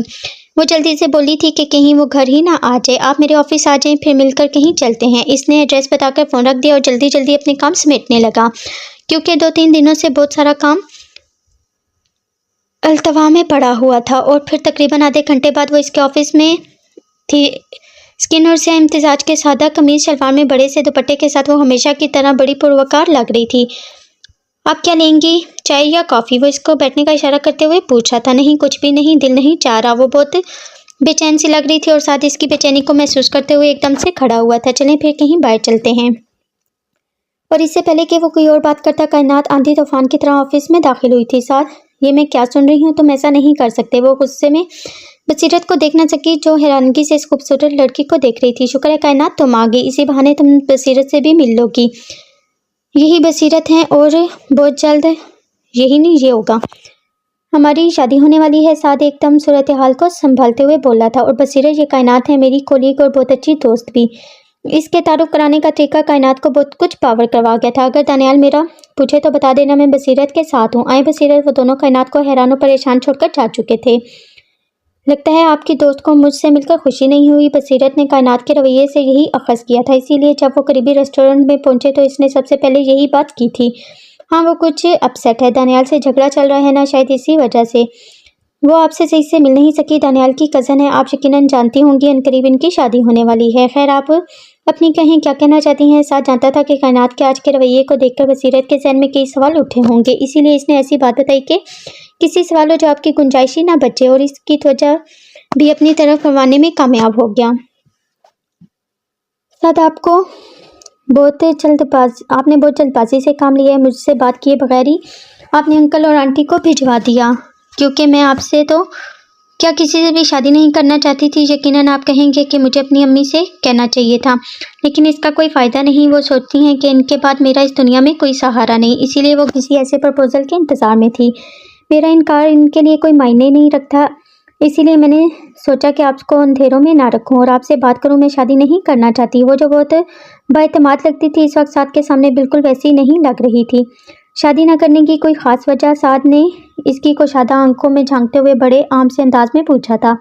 आप जानते हैं ना कि मैं बेवा हूँ, एक बच्चे की माँ हूँ। मेरे लिए ज़िंदगी का मफ़हूम सिर्फ मेरा बेटा है। मैं आपके तवक्कुआत पर पूरा नहीं उतर सकती, मैं आपको खुश नहीं रख सकती। आपका साथ यकीनन किसी भी लड़की के लिए खुशी का बायस बन सकता है, लेकिन मैं आपके लिए मुनासिब नहीं हूँ। मैं आपको कुछ भी नहीं दे सकती। टेबल की सतह पर हाथ फेरते हुए वो जैसे खुद को समझा रही थी। साथ को लगा जैसे वो बिल्कुल कायनात की तरह बोल रही है। आप मुझे कितना जानती हैं जो आपने खुद डिसाइड कर लिया कि आप मेरे लिए मुनासिब नहीं? वो मुस्कुराते हुए इसकी तरफ देख रहा था। मैं आपको ज़्यादा नहीं जानती, लेकिन इतना ज़रूर जानती हूँ कि आप बहुत अच्छे हैं और मैं आपको धोखा नहीं दे सकती। मैं कब से आपको कह रही हूँ कि मैं आपको कुछ भी नहीं दे सकती। हर शख्स को एक प्यार, एक फैमिली, एक बच्चों का साथ चाहिए होता है, जबकि हानि की पैदाइश पर डॉक्टर्स का कहना है कि अब मैं कभी माँ नहीं बन सकती। इसकी बात सुनकर साथ बिल्कुल खामोश हो गया था। इससे लगा जैसे खुद को आया करने के बाद वो पुरसुकून हो गई हो। अभी शादी की डेट कंफर्म नहीं हुई, मुझे यकीन है आपकी तरफ से इनकार हो जाएगा। साथ हमारी आपसे जब भी मुलाकात हुई है, आपने हमारे लिए आसानी ही पैदा की है, और ख़ासकर इस वक्त जब मेरी अम्मी बीमार थी। मैं कभी नहीं भूलूंगी। मैं दुआ करूंगी कि आपकी ज़िंदगी में अच्छी लड़की आए जो आपको प्यार और खुशियों से भरपूर वक्त दे सके। इसके बाद वो रुकी नहीं थी और साथ तो जैसे वहाँ था ही नहीं। वो तो अभी वहीं था, कायनात के पास रो रही होगी। इस तस्वुर से आंखें भीगने लगी थी। काश मैं तुम्हें मिला ही ना होता, काश दानियाल मेरा दोस्त ना होता, काश मैं इतना बेवकत ना होता। इतना मजबूत और पुरस्कून नजर आने वाला साथ अंदर से कितना बेसुकून और खोखला था। कोई नहीं कह सकता था कि इसकी सबसे बड़ी वजह ये थी कि वो अपना दुख किसी से शेयर नहीं कर सकता। वो अंदर ही अंदर खुलते जा रहा था। वो इस घटन में इससे जो सही लग रहा था वो कर रहा था। अभी भी वो बसीरत की बातों का जवाब सोचते हुए उठ खड़ा हुआ था। आज वो सुबह से दानियाल के साथ साइट पर था। वहाँ से फारिग होकर वो लंच करने के बाद ऑफिस लौटे थे। साथ का मूड भी खुशगवार था। वो जब भी दानियाल की मैयत में वक्त गुजारता था, इससे एहसास होता था इस दुनिया में कोई इसका अपना भी है। और जब बहुत अच्छा वक्त गुजार कर ऑफिस में दाखिल हुआ तो इसे हरगिज़ तवक्को न थी कि इसका सामना कायनात से होगा, जो न जाने कब से यहाँ बैठी इसका इंतज़ार कर रही थी। कैसी हो कायनात? खुद को संभालते हुए इससे नजर चाहते वो अपनी सीट की तरफ बढ़ा था। तुम्हारे ख्याल में कैसा होना चाहिए? बड़े ही तीखे लहजे में कायनात ने पूछा था। मुझे अंदाज़ा है तुम नाराज़ होगी। कल मैं तुम्हें टाइम नहीं दे सका, लेकिन यकीन जानो बसीरत के साथ जाना बहुत ज़्यादा ज़रूरी था। इसने कायनात की बात को जानबूझकर दूसरा रंग दिया था। साथ मेरे साथ अकेले जाने से तो तुम हमेशा कतराते हो। बसीरत ने कुछ ही दिनों में तुम पर क्या जादू कर दिया कि तुम इसके साथ होटलिंग करते हो? अजीब हसरत लहजा था जो नुकीली सीख की तरह साथ के सीने में गड़ा जा रहा था। कमन कायनात, तुमसे मेरी दोस्त हो और वो मेरी होने वाली बीवी है, तो फिर रवैयों में फ़र्क तो फितरी सी बात है ना। वो बामुश्किल खुद को नॉर्मल रखते हुए बोला था। वो इसे कैसे बताता कि वो बसीरत के साथ होते हुए भी इसके साथ ना था? साथ ऐसा क्या है बसीरत में जो मुझ में नहीं? मुझसे ज़्यादा खूबसूरत है, अमीर है, तुम्हें मुझसे ज़्यादा चाहती है। क्या है इसमें जो तुम मुझे रिजेक्ट कर रहे हो? हमेशा की तरह आंसू की नमी आखिरकार गालिब आने ही लगी थी और साथ बेबस हुए जा रहा था। प्यार करता हूँ मैं इससे, वो मेरी मोहब्बत है, क्या ये काफ़ी नहीं? साथ जैसे खुद को छुपाने के लिए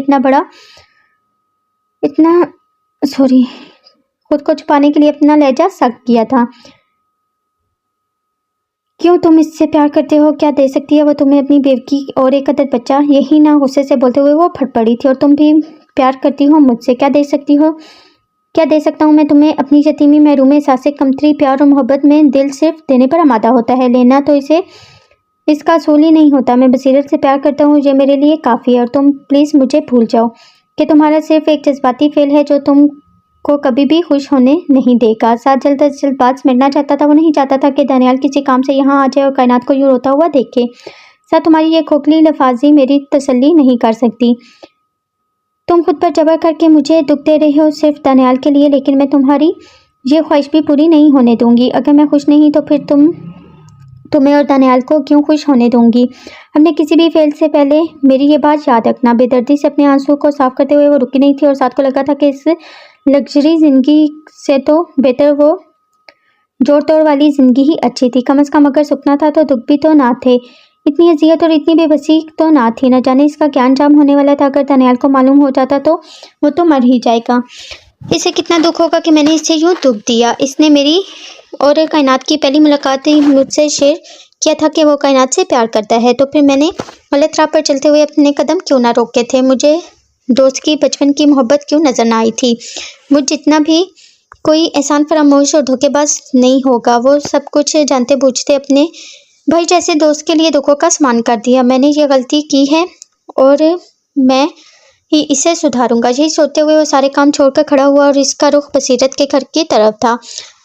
वो जैसे ही इस्लाम करता लाउंज में दाखिल हुआ, हानि सब काम छोड़कर भागता हुआ इसकी तरफ आया और इसकी टांगों से लिपट गया। साथ इसे उठाकर अपने साथ लगा चुका था।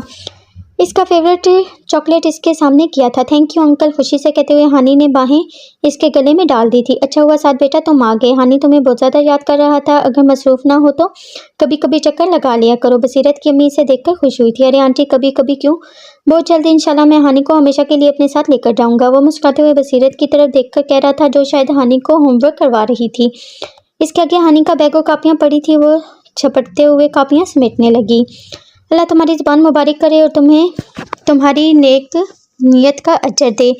ऐसा लगता है तुम्हारे आने से मेरी हर परेशानी दूर हो गई है। इस घर के मकीनों पर तुम्हारा बड़ा एहसान है। अल्लाह तुम्हें खुश रखे। तायरा हैदर की आंखें ये बातें कहते हुए नम हो गई थी। साथ ने हानि को गोद से उतारकर सोफे पर बिठाया, खुद इनके साथ नीचे कारपेट पर बैठ गया।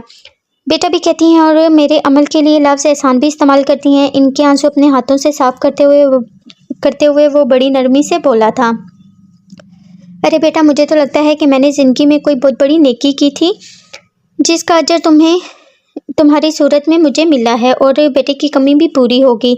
मेरी तो हर सांस तुम्हारे लिए दुआ गो है। इन्होंने बड़ी शफकत से इसकी पेशानी को चूम लिया। आंटी आपको मालूम है आपकी फैमिली से जुड़ने से मेरी कितनी बड़ी महरूमी दूर हो गई है। आपके सिर्फ बेटा कहने से मुझे कितनी खुशी होती है, लेकिन प्लीज़ ऐसे रोएं तो नहीं, मुझे दुख होता है। और आंटी आप एक बात तो बताएं, क्या आपके यहाँ चाय वगैरह का नहीं पूछा जाता। वो इशारत से बसीरत पर चोट करते हुए बोला था, जो हैरानगी से इन दोनों की बातें सुन रही थी। बिल्कुल चाय मिलती है, मैं अपने हाथों से अपने बेटे के लिए चाय बनाकर लाती हूँ। तायरा के जाने के बाद साद ने अपना रुख बसीरत की जानिब किया था। आपको मेरी अम्मी से ऐसी बातें नहीं करनी चाहिए थी और आपके आने की भी ज़रूरत नहीं। आप फ़ोन पर ही मना कर देते। वो हानि को देखते हुए आहिस्ता आवाज़ में बोली थी, जो कुछ फासले पर बैठा गेम खेल रहा था। देखो बसीरत, अगर मैं चाहता तो इस वक्त तुम्हारी बातों का जवाब दे देता, लेकिन मैंने ऐसा नहीं किया क्योंकि इस वक्त तुम मेरी बातों को जज्बात से ताबीर करती। इसीलिए मैं आज खुद आया हूँ तुमसे ये कहने के लिए कि मैं शादी तुमसे ही करूँगा, क्योंकि मैंने सोचा है कि अगर मैं तुम्हारी बातों को मानते हुए इनकार करता हूँ तो किसी न किसी लड़की से तो ज़रूर शादी करूँगा। तो हो सकता है कि इस लड़की को भी वही प्रॉब्लम हो जो तुम्हारे साथ है। तो मैं खुदा की मर्ज़ी के आगे क्या कर सकता हूँ।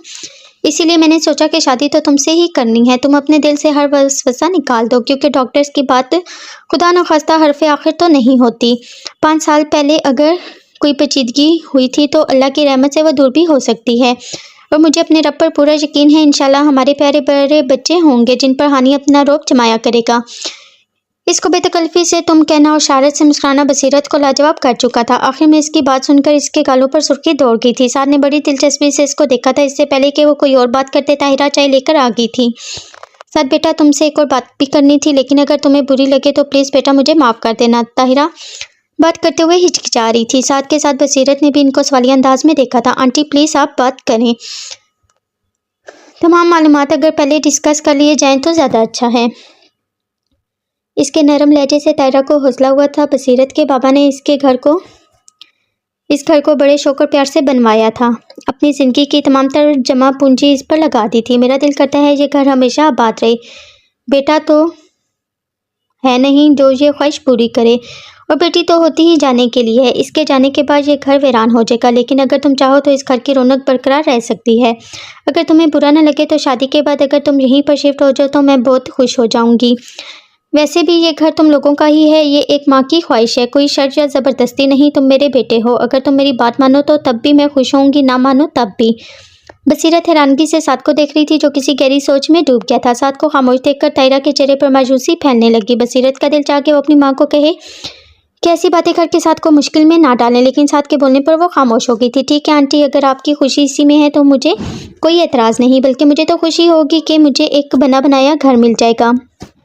ठीक है आंटी, अगर आपकी खुशी इसी में है तो मुझे कोई एतराज़ नहीं, बल्कि मुझे तो खुशी होगी कि मुझे एक बना बनाया घर मिल जाएगा, वरना मैं तो फ्लैट में अकेला रहते रहते उकता गया हूँ। साथ की इस बात पर तायरा के चेहरे पर रौनक आ गई थी। बसीरत के लिए ये सब किसी ख्वाब से कम ना था। वो सोच रही थी कि ऐसा इंसान जो लम्हों में दूसरों को मुतमईन कर देता है, क्या दुनिया में ऐसे इंसान भी होते हैं। अल्लाह ताला को न जाने इसके कौन सी अदा पसंद आ गई, जो साथ जैसे फरिश्ता सिर्फ इंसान को इसका नसीब बना दिया। न जाने क्यों आंखें आंसुओं से भर गई थी और वो आंसू छुपाती काम करने के बहाने वहाँ से उठ गई थी। साथ ने जो कहा था ऐसा ही किया था। इसने ये सोचे बगैर के लोग इसके यूँ बसीरत के घर शिफ्ट होने पर कितनी बातें बनाएंगे। जो फैसला किया था इस पर अमल भी किया था।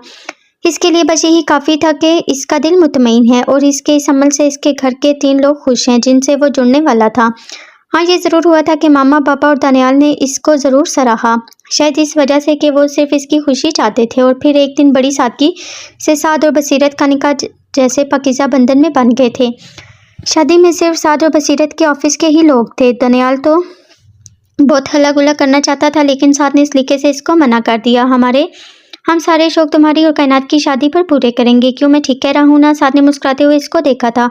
पता नहीं साद इसको क्या हो गया है, बहुत ज़्यादा बदल गई है। हमारी इतनी पुरानी दोस्ती है, लेकिन देख मेरे कितने इसरार पर भी तुम्हारी शादी में नहीं आई। वो कायनात के रवैये से बहुत ज़्यादा दुखी दिखाई दे रहा था। अच्छा यार, अब मेरी शादी पर इतना बुरा मुंह बसूर कर तो ना शामिल हो। लोग क्या कहेंगे, जेलिस हो रहा है कि मेरी शादी पहले क्यों नहीं हुई। साथ शरारत से कहता हुआ इसे खाने की टेबल पर लेकर आया। यकीनन वो दानियाल के साथ साथ अपना ध्यान भी बटाना चाहता था और फिर आने वाले दिनों में इसे लगा कि वो इसकी कोशिश में कामयाब हो रहा है। अब इसे भी और लोगों की तरह घर आने की जल्दी होती थी, जो कि शादी से पहले हरगिज़ ना होती थी, क्योंकि इस वक्त इसे मालूम था कि इसके फ्लैट पर कोई इसका इंतज़ार करने वाला ना था। लेकिन अब वो हर रोज़ एक अनोखे एहसास से गुजरता था, ये सोच कर के इस दुनिया में इसका भी एक घर है, जहाँ इससे प्यार करने वाले इसका घर लौटने का इंतज़ार करने वाले हैं।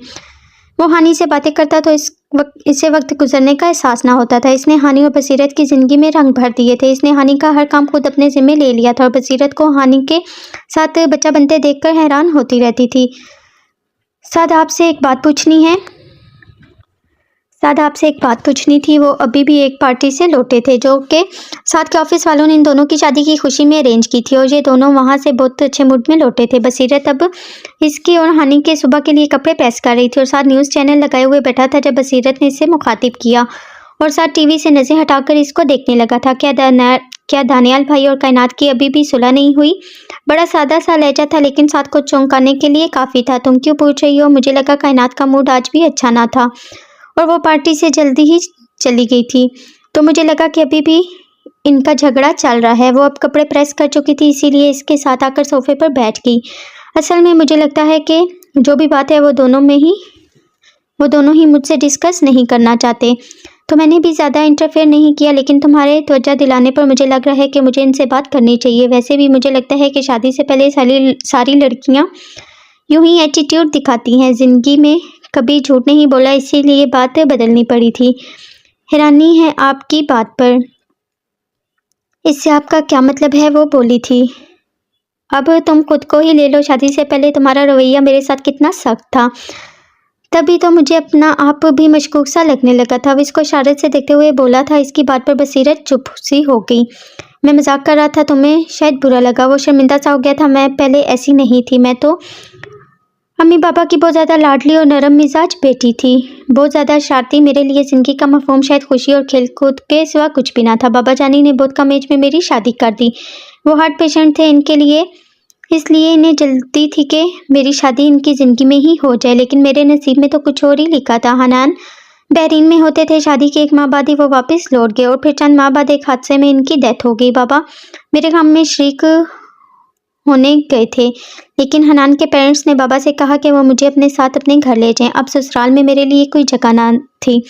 इस वक्त हमारे घर में किसी शौकी सी कैफियत थी, शायद दुनिया को कोई लफ्ज़ भी इसके बयान के लिए काफ़ी ना था। फिर हानि मेरी ज़िंदगी में आया और बाबा जैसे इसी इंतज़ार में थे। हार्ट अटैक इतना शदीद था कि वो जानबर ना हो सके थे और मुझे लगा कि मेरी ज़िंदगी ख़त्म हो गई। इतना बड़ा हादसा मुझे बेचैन कर गया था, लेकिन ये सिर्फ मेरा एहसास था। मैं अभी भी ज़िंदा थी, बेजान ना हुई थी। मुझसे मुंसलिक 2 ज़िंदगियाँ, मेरी अम्मी और मेरा बेटा मेरे मुंतज़िर थे। यहाँ बसीरत का लहजा रुन गया था और इसकी आवाज़ अंदर जैसे घुट रही थी। साद ने इसको रोका नहीं था। वो चाह रहा था कि एक दफ़ा वो अपनी सारी घुटन बाहर निकाल दे।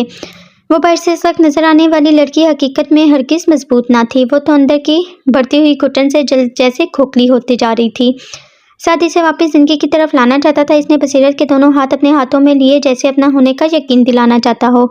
साद, आपको पता है, जब मैं जॉब के लिए निकली तो मुझे लगा मैं हरगिज़ सर्वाइव नहीं कर सकूंगी और लोग भी जैसे मुश्किलात में इजाफा करने के लिए मुस्तैद खड़े रहते थे, लेकिन मैंने जॉब हर हाल में ही करनी थी। अपनी माँ और बच्चे को अच्छी ज़िंदगी देने के लिए मुझे सारी तकलीफ़ें बर्दाश्त करनी थी। और फिर न जाने कैसे वो लाडली और नरम बसीरत इतनी सख्त मिजाज होगी, कैसे इतनी मजबूत होगी कि ना सिर्फ मुख्तलिफ जगहों पर जॉब्स हासिल करके तजुर्बा हासिल करती गई, बल्कि साथ साथ अपनी पढ़ाई भी मुकम्मल की। अल्लाह का शुक्र है आज मैं अपने पैरों पर खड़ी हूँ। अपनी बात मुकम्मल करने के बाद इसने आंसू साफ करते हुए साद की तरफ देखा था और साद को लगा था जैसे इन काली आंखों का सारा इज़्तिराब आंसुओं में बह गया हो। अब शफाफ मंजर बहुत खूबसूरत सा था। सॉरी साद, मैंने आपको भी अच्छा भला मूड ख़राब कर दिया, लेकिन न जाने क्यों आपसे सब कुछ शेयर करने को दिल करता है। वो थोड़ा सा मुस्कुराई थी। बसीरत, अगर मैं कहूँ कि मुझे वो पहले वाली बसीरत चाहिए तो क्या तुम मेरी बात मानोगी? साद इसकी आंखों में झांकते हुए बोला था। अगर आपका साथ रहा तो इंशाल्लाह बहुत जल्द वो बसीरत लौट आएगी। इसने जैसे साद को तसल्ली दी थी। इस वक्त हमारा सबसे बड़ा मसला है वक्त की कमी। तुम शायद हम सबको वक्त दे देती हो, लेकिन खुद को इग्नोर कर जाती हो। तुम्हें ना अपने आराम का ख्याल होता है, ना खाने पीने का, ना आजकल की लड़कियों की तरह ड्रेसिंग की फिक्र। बस दूसरों के लिए जीना ही तुम्हारी ज़िंदगी है। तुम कुछ अरसे के लिए जॉब छोड़ दो, इस तरह तुम घर के साथ साथ खुद को भी टाइम दे सकोगी। आंटी बीमार रहती हैं, इन्हें तुम्हारी ज़रूरत है। तुम घर पर रहोगी तो इन्हें अच्छा लगेगा और तुम्हें भी अपनी सारी थकन उतार कर फ्रेश और पुरसकून होना चाहिए ताकि मज़ीद खूबसूरत नज़र आओ। मुझे वो लाडली और नरम बसीरत वापस चाहिए। आखिर में वो मुस्कुराया था। लेकिन साथ मैं आपको मुश्किल में नहीं डालना चाहती। हम दोनों काम करेंगे तो बेहतर रहेगा, बजाय इसके कि एक फट पर सारा बोझ डाल दिया जाए। साथ की इस तरह फिक्र करना इसे अच्छा लगा था। बसीरत, मेरी तो ये जिम्मेदारी है और मैं अपनी जिम्मेदारी अच्छी तरह संभाल सकता हूँ। तुम आजमा कर तो देखो। अगर तुम्हें लगे कि मैं तुम्हारी उम्मीदों पर पूरा नहीं उतर सकता तो मैं वादा करता हूँ कि मैं तुम्हारी जॉब खुद तुम्हें दिलवाऊंगा। इसकी बात पर बसीरत ने मुस्कुराते हुए अपना सर इसके कंधे पर रख दिया था। ये कैसे हो सकता है कि साथ किसी की उम्मीदों पर पूरा ना उतरे? वो बड़े यकीन से बोली थी, इसका सर थपकते हुए। एक ख्याल साथ को छूकर गुस्सा था। इसके मुस्कुराते लब एकदम से सिमटे थे। चाहे सबकी उम्मीदों पर पूरा उतरूं, लेकिन एक हस्ती की शिकवा को ना नजरें कभी नहीं भूलूंगा। कायनात का तस्वुर आते ही न जाने क्यों मन भटकने लगा था और इस तस्वुर से पीछा छुड़वाने के लिए इसने सख्ती से अपनी आंखें बंद कर ली। दिन और जिंदगी बड़ी सुबक रवि से गुजरने लगे। बज़ाहिर सब कुछ ठीक था, लेकिन साथ की मन की खाली छवि भी वैसी ही थी, क्योंकि जिस मकसद के लिए इसने अपनी शादी का इतना बड़ा फैसला किया था वो पूरा ना हुआ था। इसकी शादी को तकरीबन 6 महीने हो चुके थे, लेकिन कायनात और दानियाल की शादी का मसला हनूज वहीं पर था। इसके हल के लिए वो कुछ भी नहीं कर पा रहा था, क्योंकि ना तो इसमें कायनात से बात करने की हिम्मत थी और ना ही मौका देती थी, बल्कि हफ्तों तो वो इसको नज़र भी ना आती थी। कभी सामना हो भी जाता तो वो बड़ा खिंचा सा अंदाज होता था। हानि की शर्तों और बसीरत की रफाकत में ये बात थोड़ी देर के लिए महव ज़रूर हो जाती थी, लेकिन वो भूल नहीं सकता था। इस दिन भी वो सुबह सुबह तैयार हो रहा था। आज बड़ी ज़रूरी मीटिंग थी और इसने दिल लगाकर इस पर प्रेजेंटेशन पर तैयारी भी की थी जब आमना जज़दानी का फ़ोन आया था। खैरियत मामा, आज आपने सुबह सुबह अपने बेटे को याद कर लिया। वो हैरान हुआ था, क्योंकि हर रोज़ ऑफिस से आते हुए इनसे मिलकर आता था। ऑफिस जाते हुए मुझसे मिलकर जाना, तुमसे बहुत ज़रूरी बात करनी है। वो फिक्रमंद से लग रही थी। आप फ़ोन रखें, मैं आता हूँ। वो जल्दी से घर से निकल आया और फिर थोड़ी ही देर में वो उनके सामने था। खैरियत तो है ना मामा, आप परेशान क्यों हैं? वो फिक्रमंदी से बोला था। अरे आप, अब ऐसी भी कोई बात नहीं जो यूँ तुम्हारे चेहरे पर हवाइयाँ उड़ने लगी हैं। नाश्ता लगवाऊँ, करोगे ना? इन्होंने इसे तसल्ली देते हुए कहा था। नहीं, नाश्ता मैंने कर लिया है। वो होले से मुस्कुराया था। साथ तुम दानियाल के दोस्त हो, इसे समझाओ कि अपनी ज़िंदगी यूं बर्बाद न करे। हम अब किसी शख्स को अपने साथ के लिए मजबूर तो नहीं कर सकते। जब कायनात इसके साथ शादी के लिए राज़ी नहीं तो वो क्यों अपनी जान का रोक लगाकर बैठ गया है। इसके कहने पर मैं कई दफ़ा नाइमा कायनात की मामा से बात कर चुकी हूँ, लेकिन मेरी तरह वो भी बेबस है क्योंकि कायनात ने किसी से भी शादी करने से इनकार कर दिया है। न जाने क्यों वो शादी करना ही नहीं चाहती, लेकिन मैं तो दानियाल को यूँ घुलता हुआ देख नहीं सकती। मेरी तो सुनता भी नहीं, लेकिन तुम्हारी ज़रूर मानेगा। तुम इसे समझाओ, इसे एक लड़की मिल जाएगी, सर्कल में है, जिससे वो कहेगा मैं इससे शादी करवा दूंगी, लेकिन मैं इसे यूं खुलते हुए देख नहीं सकती। बात करते करते वो रो दी थी और साथ को लगा था कि वो आंसू इसके दिल पर गिर रहे हों। वो एकदम से उठ खड़ा हुआ था और इन्हीं कदमों पर बैठा। प्लीज़ मामा, इस तरह ना रोए, मुझे दुख होता है। आप फिक्र नहीं करें, मैं समझाऊंगा दानियाल को भी और कायनात को भी, सब कुछ ठीक हो जाएगा। आप परेशान तो ना हो। वो इनके हाथों को बड़ी अकीदत से चूमते हुए बोला और फिर वो रुका नहीं था।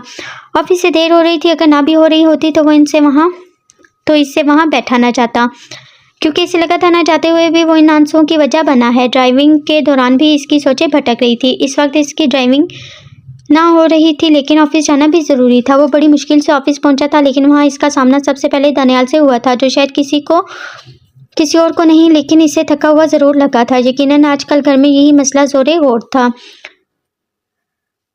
तभी वो पहले की तरह फ्रेश नहीं था। इसका मूड साथ की टेंशन बढ़ाने के लिए काफ़ी था। वो दानियाल से कुछ भी पूछे बगैर या कहे बगैर सलाम करता अपने ऑफिस की तरफ आ गया था, और इससे पहले कि वो खुद को कंपोज करता अहमद शहज़ादी की कॉल आ गई। वो इसे ऑफिस में बुला रहे थे क्योंकि मीटिंग शुरू होने वाली थी। फिलहाल वो जहन से सब कुछ झटकते हुए अपनी फाइल समेटने में बिजी था। मीटिंग हॉल तक पहुँचते पहुँचते वो अपनी प्रेजेंटेशन के पॉइंट जहन नशीन करने लगा, लेकिन नहीं, वो फोकस नहीं कर पा रहा था। हालांकि इसने बड़ी अच्छी तैयारी की थी, लेकिन इसी लम्हे से लगा था इसका जहन बिल्कुल ब्लैक हो चुका है।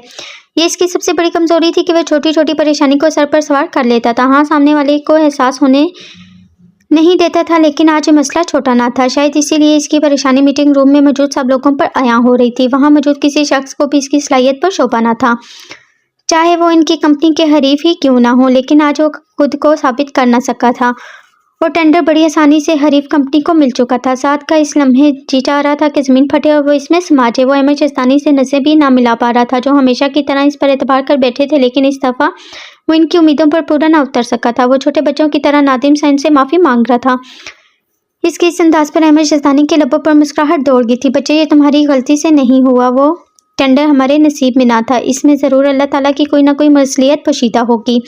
न जाने इस प्रोजेक्ट की वजह से आइंदा चलकर कितना नुकसान उठाना पड़ता। न आज ही जान छूट गई है ना, तुम परेशान ना हो, यकीनन इससे भी बहुत अच्छा काम हमारा मुंतज़िर होगा। इस लम्हे इसका मोबाइल बजा और वो इसके कंधों को थपकते आगे बढ़ गए थे, और साथ का मन मज़ीद बोझल हो गया था। काश बाबा आप मुझ पर गुस्सा होते, मुझे शर्मिंदा करते तो मेरे रवैये की कुछ तलाफी हो जाती। वो बोझल सा कदमों से आगे बढ़ा था। इसका रुख कायनात के कैबिन की तरफ था, जो शायद आज ये बात करने का मौका मिल जाए और ये गुत्थी भी सुलझ जाए। लेकिन आज तो लग रहा था कि सारे काम खराब ही होते हैं। इसकी असिस्टेंट बता रही थी कि वो आज छुट्टी पर हैं, और वो खुद से उलझा हुआ अपने केबिन में आ गया। ऑफिस में काम होने के बावजूद भी सरे शाम ही घर आ गया था, क्योंकि इससे कोई काम हो नहीं पा रहा था। वो सलाम करता हुआ लाउंज में दाखिल हुआ। हानी अपनी नानों के पास बैठा था, शायद कार्टून देख रहा था, और बसीरत किचन में काम कर रही थी। इसने साथ के कहने पर जॉब छोड़ दी थी और घर पर ही होती थी। वो थोड़ी देर में हानी के पास से बैठा और फिर कमरे में आ गया। इतने में बसीरत इसके लिए चाय ले आई थी। आपने लंच नहीं किया, तबीयत तो ठीक है ना? बसीरत ने इसे कसलमंदी से बैठे देखा तो पूछे बिना न रह सकी। ठीक हूँ, वो जैसे यहाँ था ही नहीं। तुम चाय रखो, मैं फ्रेश होकर आता हूँ। वो खाइब दिमागी से बोलते हुए उठ खड़ा हुआ था। साथ, नहीं, आपने मुझसे झूठ क्यों बोला था? बसीरत इसके मुकाबिल आन खड़ी हुई थी। क्या झूठ बोला था? वो हैरानगी से देखने लगा। यही कि दानियाल भाई और कायनात की मंगनी हुई है और अनकरीब शादी भी होने वाली है। साथ के लिए इसकी बात करने का अंदाज बिल्कुल नया था। लगता है आज ये सबको एक ही मौजू मिला है। मुझे जिच करने के लिए वो ये बात सिर्फ सोच सका था। आज मैं शॉपिंग करने गई थी, वहाँ मुझे कायनात मिली। ऐसे ही बातों में मैंने इससे शादी का पूछा तो इसकी और दानियाल भाई की शादी कब हो रही है, तो इसने साफ इनकार कर दिया कि ऐसी कोई बात सिरे से है ही नहीं। इसकी और दानियाल की मंगनी भी नहीं हुई, और मैंने आपका नाम लिया कि आपने मुझे बताया था। वो मुस्कुरा दी और कहने लगी कि मुझे आपसे ही पूछना चाहिए कि आपने झूठ क्यों बोला। साद, आपने ऐसा क्यों किया? कोई लड़की कोई लड़की तो इतना बड़ा झूठ बोल नहीं सकती। वो न समझी के आलम में इसको देख रही थी। अरे ऐसे ही इसने मजाक किया होगा, वो लापरवाह से अंदाज में कहते हुए आगे बढ़ा। जब बसीरत ने इसके बाजू को सख्ती से पकड़कर रोका था। नहीं साथ, कोई भी लड़की मजाक या गुस्से में ऐसी बात नहीं करती। आप मुझसे क्या छुपा रहे हैं? क्यों मुझसे नजर चुराते हैं? इस मामले में ऐसी क्या चीज़ है जो खटक रही है? कहीं मेरा अंदाज़ा दुरुस्त तो नहीं, जो मैंने आपके ऑफिस में पहली ही नज़र में नोट किया था? और अगर वो अंदाज़ा ठीक है तो आपने मुझसे शादी क्यों की? सारे मामले के पीछे आपका असल मकसद क्या है? आप मेरे और हानि की ज़िंदगी में क्यों आए? साथ के बाजू को अपनी गिरफ्त में लेते हुए वो सख्ती से बोली थी और इसकी मशकूक नज़रों लहजे ने साथ को जैसे मार ही दिया था। प्लीज़ बसीरत, मैं बहुत ज़्यादा थका हूँ। इस मौजू पर फिर कभी बात करेंगे। और ये सच था, सारा दिन खुद से लड़ते लड़ते वो बिल्कुल निढाल हो चुका था। इसे कोई जवाब ही नहीं सोचा था। नहीं साथ, इतना मुझ में सब्र नहीं कि कोई मुझसे और मेरे बेटे की ज़िंदगी से खेल रहा हो और मैं इसकी बात करने के मूड का इंतज़ार करती रहूं। आप अभी और इसी वक्त सारी बात को क्लियर करेंगे। अगर वो इस वक्त गम गुस्से की कैफियत में होती तो साथ की भी सोचने समझने की सलाहियत मफकूद हो चुकी थी। वो इस वक्त इसे मुतमईन नहीं कर सकता था। बसीरत के सख्त लबो लहजे पर इसे भी गुस्सा आ गया। बसीरत, जब मैं कह रहा हूँ कि फिर बात करेंगे तो खुदा के वास्ते मुझे कुछ देर के लिए तन्हा छोड़ दो। एक झटके से अपना बाजू छुड़वाते हुए आगे बढ़ा था। ये देखे बगैर कि इसके सख्त झटके से वो अपना तवाज़ुन बरकरार नहीं रख सकी और ड्रेसिंग टेबल से टकराते हुए ज़मीन पर बैठती चली गई।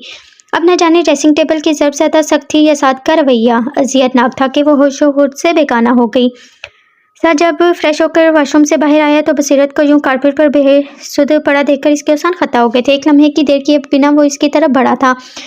इसे सख्ती से अपना बाजू छुड़वाने और झटका देना याद आया और इसका जी चाहा कि वो अपना मुंह नोच ले। इसने जल्दी से इसे बेड पर लेटाया और इसका गल थपथपाने लगा। बसीरत, प्लीज़ होश में आ जाओ, प्लीज़। बसीरत इसके सर पड़ते हाथों को इसने ज़ोर से मला था, लेकिन इसका वजूद जैसे सर्दी होते जा रहा था। फिर कुछ सोचकर इसने इसे बाजू में उठाया और भागते हुए बाहर पोर्च में अपनी गाड़ी की तरफ आया था। ये सोचे बगैर कि अम्मी और हानि इनके यूं गैर हाजिर पर क्या सोचेंगे। इन्हें बताए बगैर ही वो गाड़ी उड़ाई ले जा रहा था। मिस्टर साथ, आप यूं ही परेशान हो रहे हैं। ऐसी हालत अमूमन इसमें ऐसा हो जाता है और मुझे लगता है कि आपकी मिसेस डाइट कम और स्ट्रेस ज़्यादा लेती हैं, तभी कमज़ोरी ज़्यादा है। वो माँ बनने वाली हैं, इसीलिए आपको इनका ज़्यादा ख्याल रखना चाहिए। लेडी डॉक्टर अपने पेशावराना अंदाज में मुस्कुराते हुए इसे जो खबर सुना रही थी वो इसे खुशी से ज़्यादा हैरान कर गई थी। लगता है आपको खुशी नहीं हुई, इसने साथ के गुमसुम से अंदाज का नतीजा अखज़ करते हुए कहा था। मेरी मिसेस को पहली डिलीवरी के बाद कहा गया था कि वो कभी माँ नहीं बन सकेंगी, इसीलिए मैं हैरान हो रहा हूँ। वो अपने मखसूस अंदाज में मुस्कुराते हुए बोला था। हम डॉक्टर्स तो ज़ाहिरी कंडीशन को देखकर अंदाजे ही लगा सकते हैं। फैसले का इख्तियार तो अल्लाह ताला की कुदरत में ही है, जिसके मोजज़े हमें हमारे महदूद इनके एहसास दिलाते रहते हैं।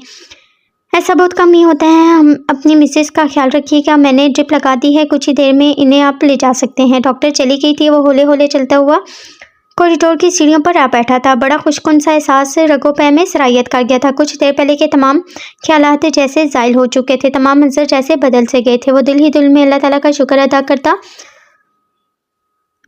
हुआ तारों भरे आसमान को देख रहा था। इसे लग रहा था जैसे ये चमकते अनगिनत सितारे इसकी खुशी में शामिल हैं। ठंडी हवा की सरसराहटें इसे जैसे मुबारकबाद दे रही हैं। वो अकेला बैठा बड़े दिल से मुस्कुरा रहा था। इसने अपना मोबाइल निकाला और नंबर प्रेस करने लगा और फिर कुछ ही देर में इसकी तवक्का के मुताबिक कायनात इसके सामने थी। साथ, तुम ठीक तो हो ना? तुमने मेरा दिल निकाल दिया है। फ़ौरन अस्पताल पहुंचो, इतना कहा और अपना एड्रेस बताकर फ़ोन बंद कर दिया।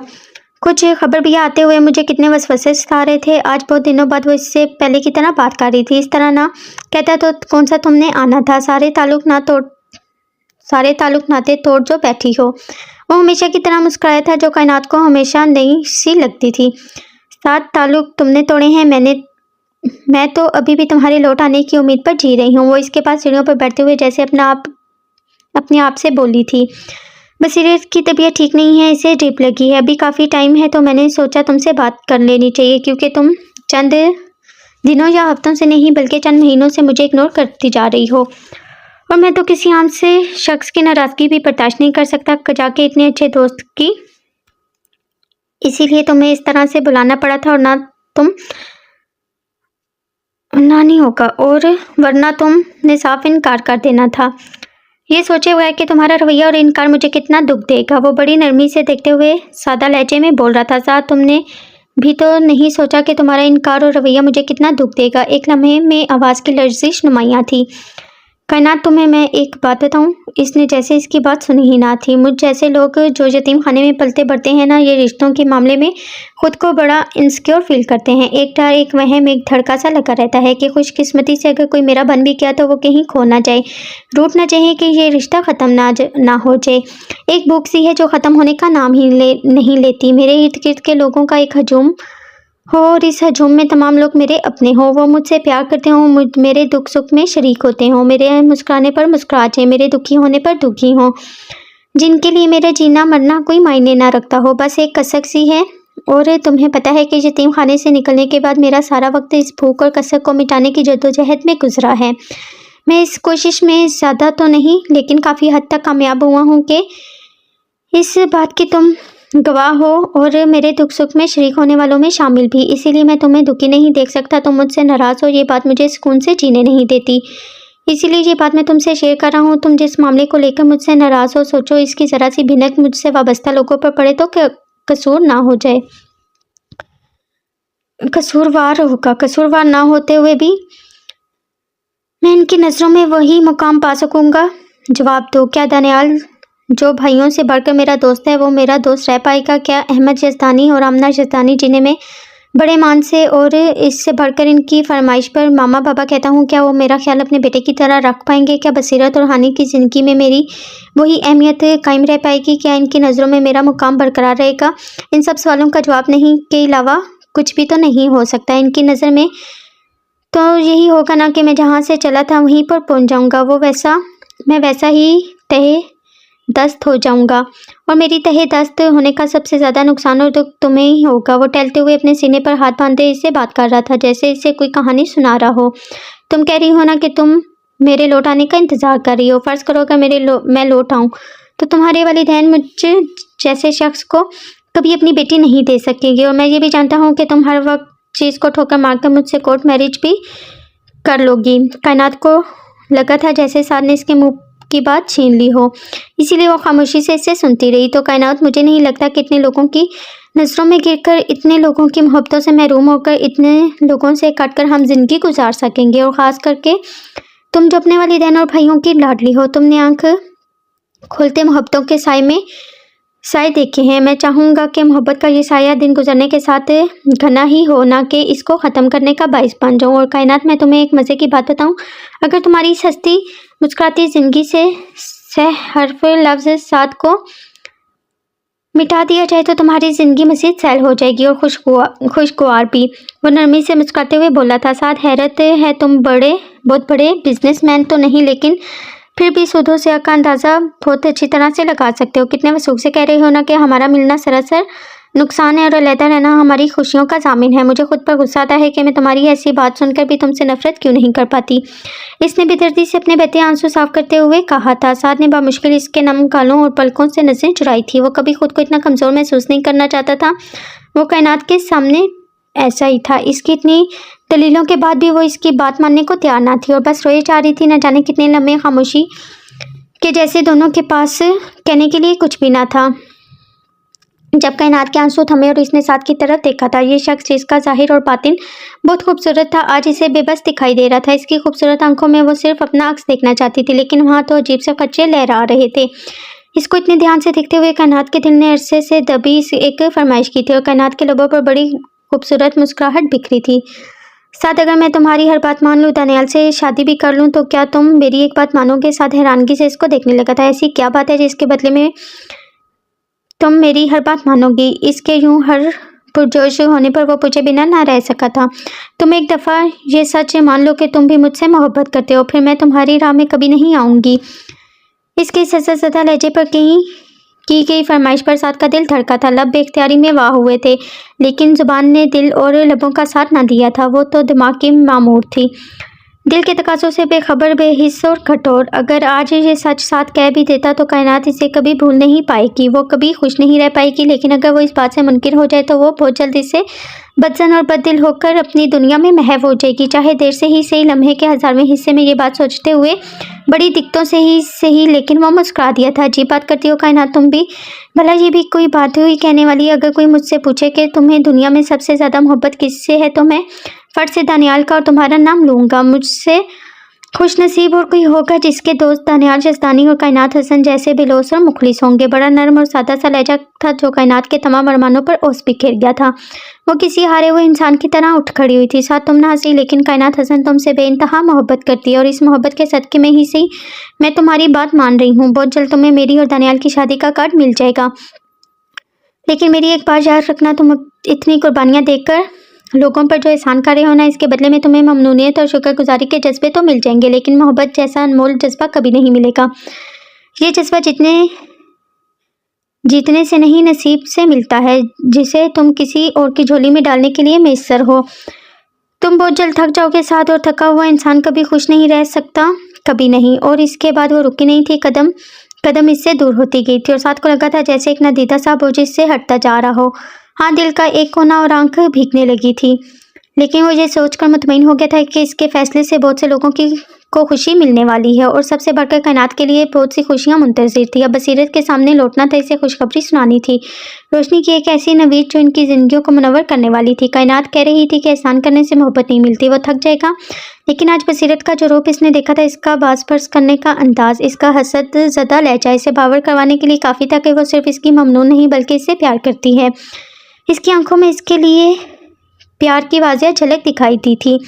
इसे यकीन था कि इन आंखों की रोशनी इसे कभी भी थकने नहीं देगी। यही सोचते हुए इसने वापसी के लिए कदम बढ़ाए थे, जहां एक पुरसकून जिंदगी इसकी मुंतज़िर थी, जहां दिल पर कोई बोझ न था, वो सुरखरू हो चुका था। अब सिर्फ बसीरत की बदगुमानी दूर करना थी, जो ज़्यादा मुश्किल तो ना थी। इसके लबों पर फैली मुस्कुराहट गहरी होती चली गई थी। ख़त्म शुद। तो जी यहाँ पे हमारा नावल कंप्लीट हो चुका है। आई होप सो आपको नावल पसंद आया होगा। नावल पढ़ते पढ़ते बीच में मैं काफ़ी थक भी गई थी और लफ्ज़ भी सारे गुडमुड हो गए थे, तो वो सब आप इग्नोर कीजिएगा और कमेंट्स में हमें बताइएगा आपको नावल कैसा लगा। मुझे तो ये नावल बहुत पसंद आया है। फिर मिलेंगे नेक्स्ट नावल में, तब तक के लिए अल्लाह हाफ़िज़।